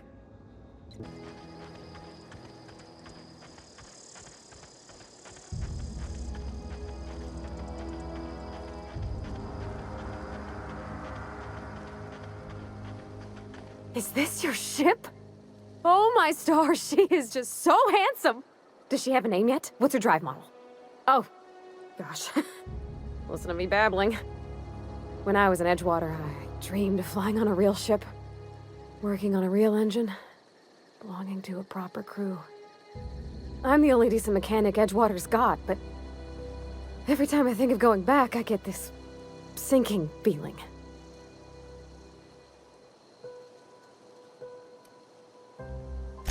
I worked on the occasional supply coach in need of repairs.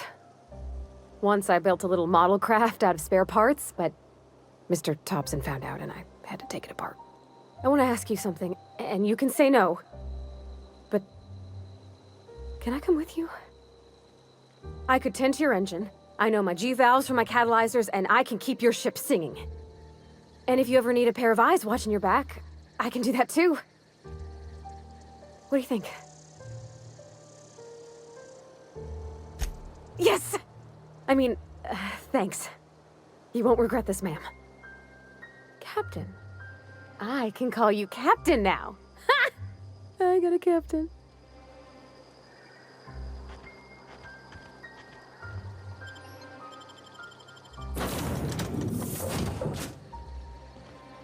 Well, I certainly am looking forward to flying on a ship named the Unreliable. I'll just head upstairs and claim a room. By verity, by strength. What are we contemplating today? Nothing too out of the ordinary. Just your run-of-the-mill vicar with a violently enthusiastic disposition. That's what my parents called it. I grew up in a pit of a town much like Edgewater. I was destined to be a laborer like my parents, but I was infected early with a need to solve the equation. My passion didn't sit well with them. My parents, ironically. They internalized the precepts of scientism like no one I've ever known. They had a pure faith, a faith that brought joy to them regardless of the situation. I envied that. I wanted that peace. I thought if I became a vicar, I could find it. Or at the very least, find out why I lacked it. They thought I was fighting the plan, should have accepted my lot. Some people pursue the clergy for power, prestige, but that was not me.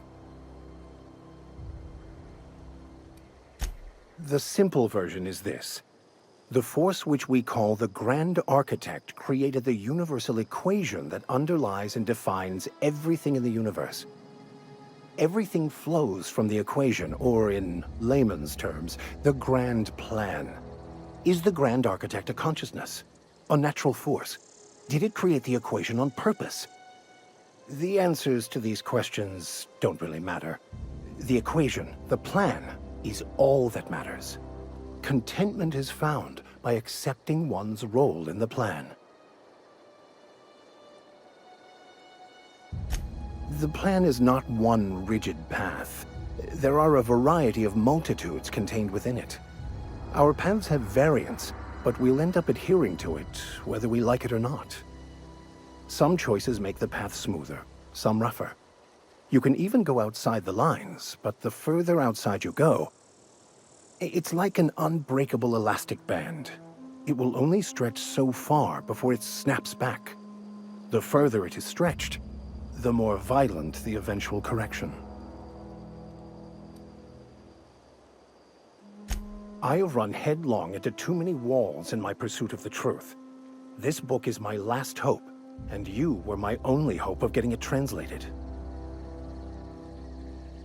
What about you? What's your story?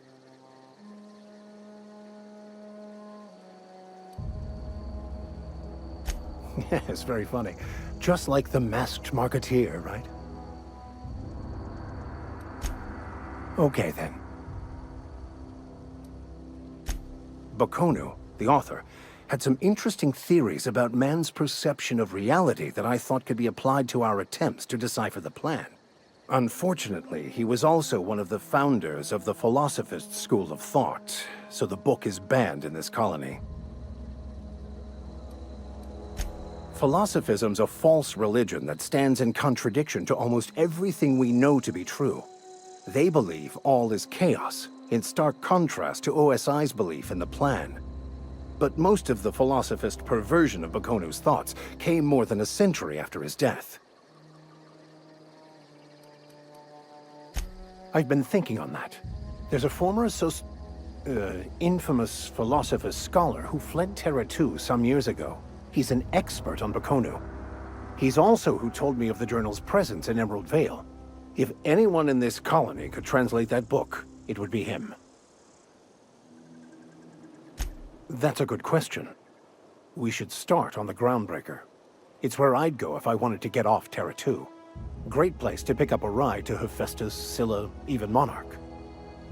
All I need is access to a data cartridge from the security terminal. Their easily hackable system keeps a registry of all crew manifests for both arrivals and departures.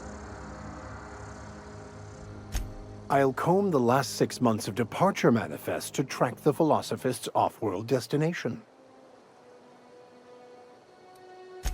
Before I transferred to Edgewater, I had a wealth of time to develop certain, secular skills during my years serving a particular penitentiary flock. I meditated, led sermons, provided guidance to the inmates as needed, of course. I also played prison yard tossball and taught myself a bit about computronic security systems. Thank you, Captain.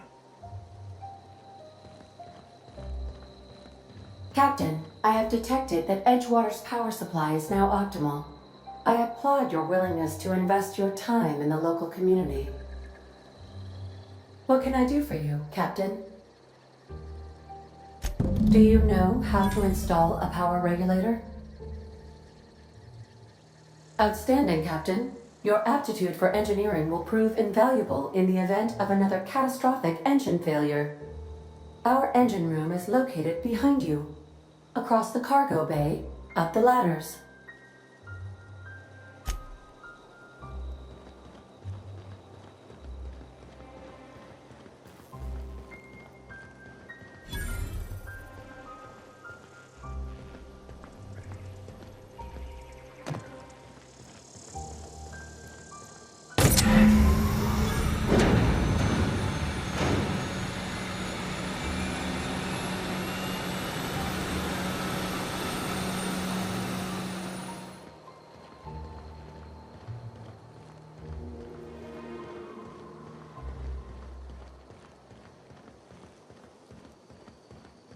What can I do for you, Captain?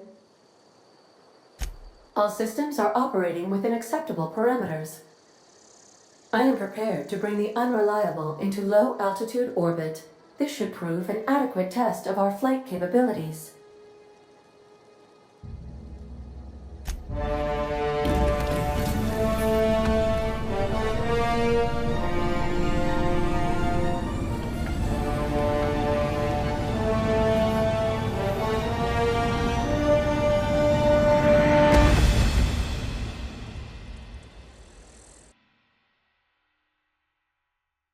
We have received a communication request from Dr. Phineas Welles. Aha, there you are. Hale and hearty, and captain of your own ship. I see you're putting the Unreliable to good use. Shame about her former captain. Horrible way to die.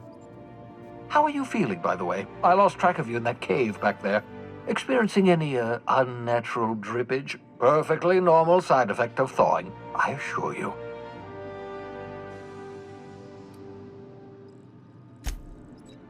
Oh, that, yes, that's probably permanent.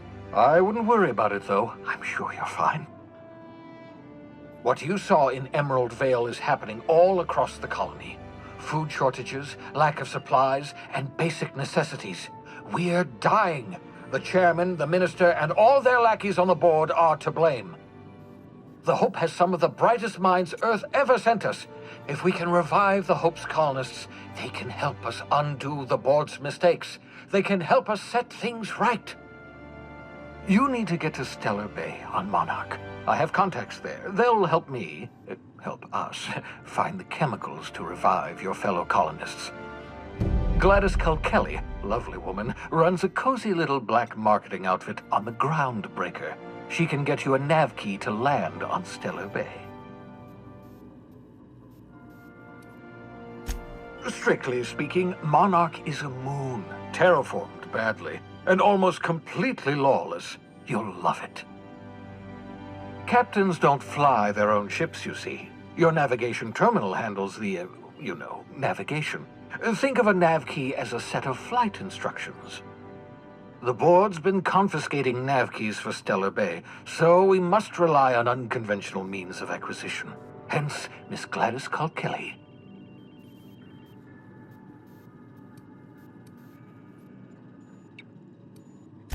In theory, I suppose you could land your ship in Cascadia, and in theory, I suppose you might survive the experience.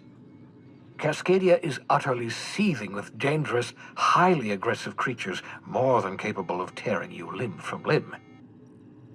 You'd have to be a lunatic to land in Cascadia, and I'm reasonably certain I tested your brain for incipient signs of insanity. Trust me, talk to Gladys Kelly. Gladys and I have been doing business for years. Her smuggling credentials are unimpeachable. If anyone can get you a key to Monarch, it's her.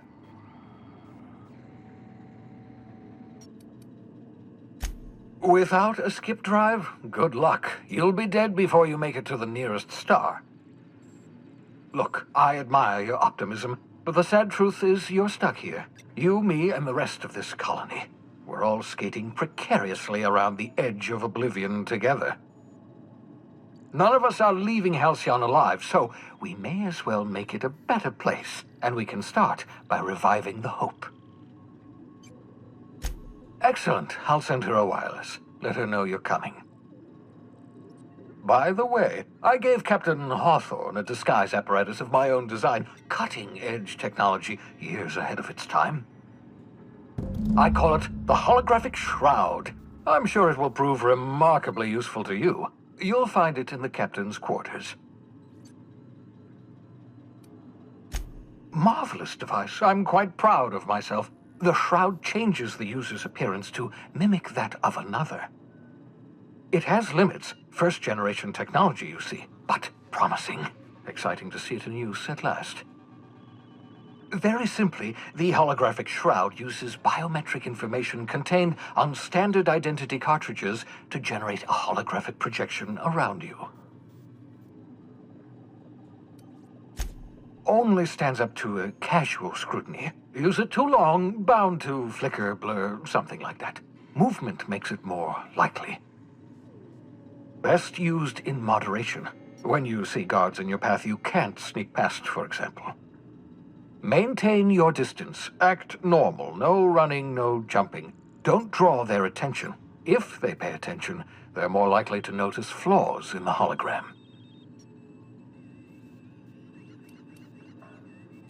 Ha ha ha ha! The beauty is they don't expect it. The shroud is the only one of its kind. We humans have a tendency to overlook the unexpected. Activate the disguise, walk past someone. What do they see? A figure dressed like a fellow employee. Don't act odd. They won't focus on you. Excellent. I'll contact you once you've found a way to get to Stellar Bay. If you have any questions, come see me in my lab. And remember, don't trust the board. They'll try to win you over with promises of wealth and power, but it's a lie. The board's only interested in filling their own pockets. If we don't put a stop to them, they're going to run this colony to the ground. Transmission ended. If you are ready to depart, please select a destination on your navigation terminal.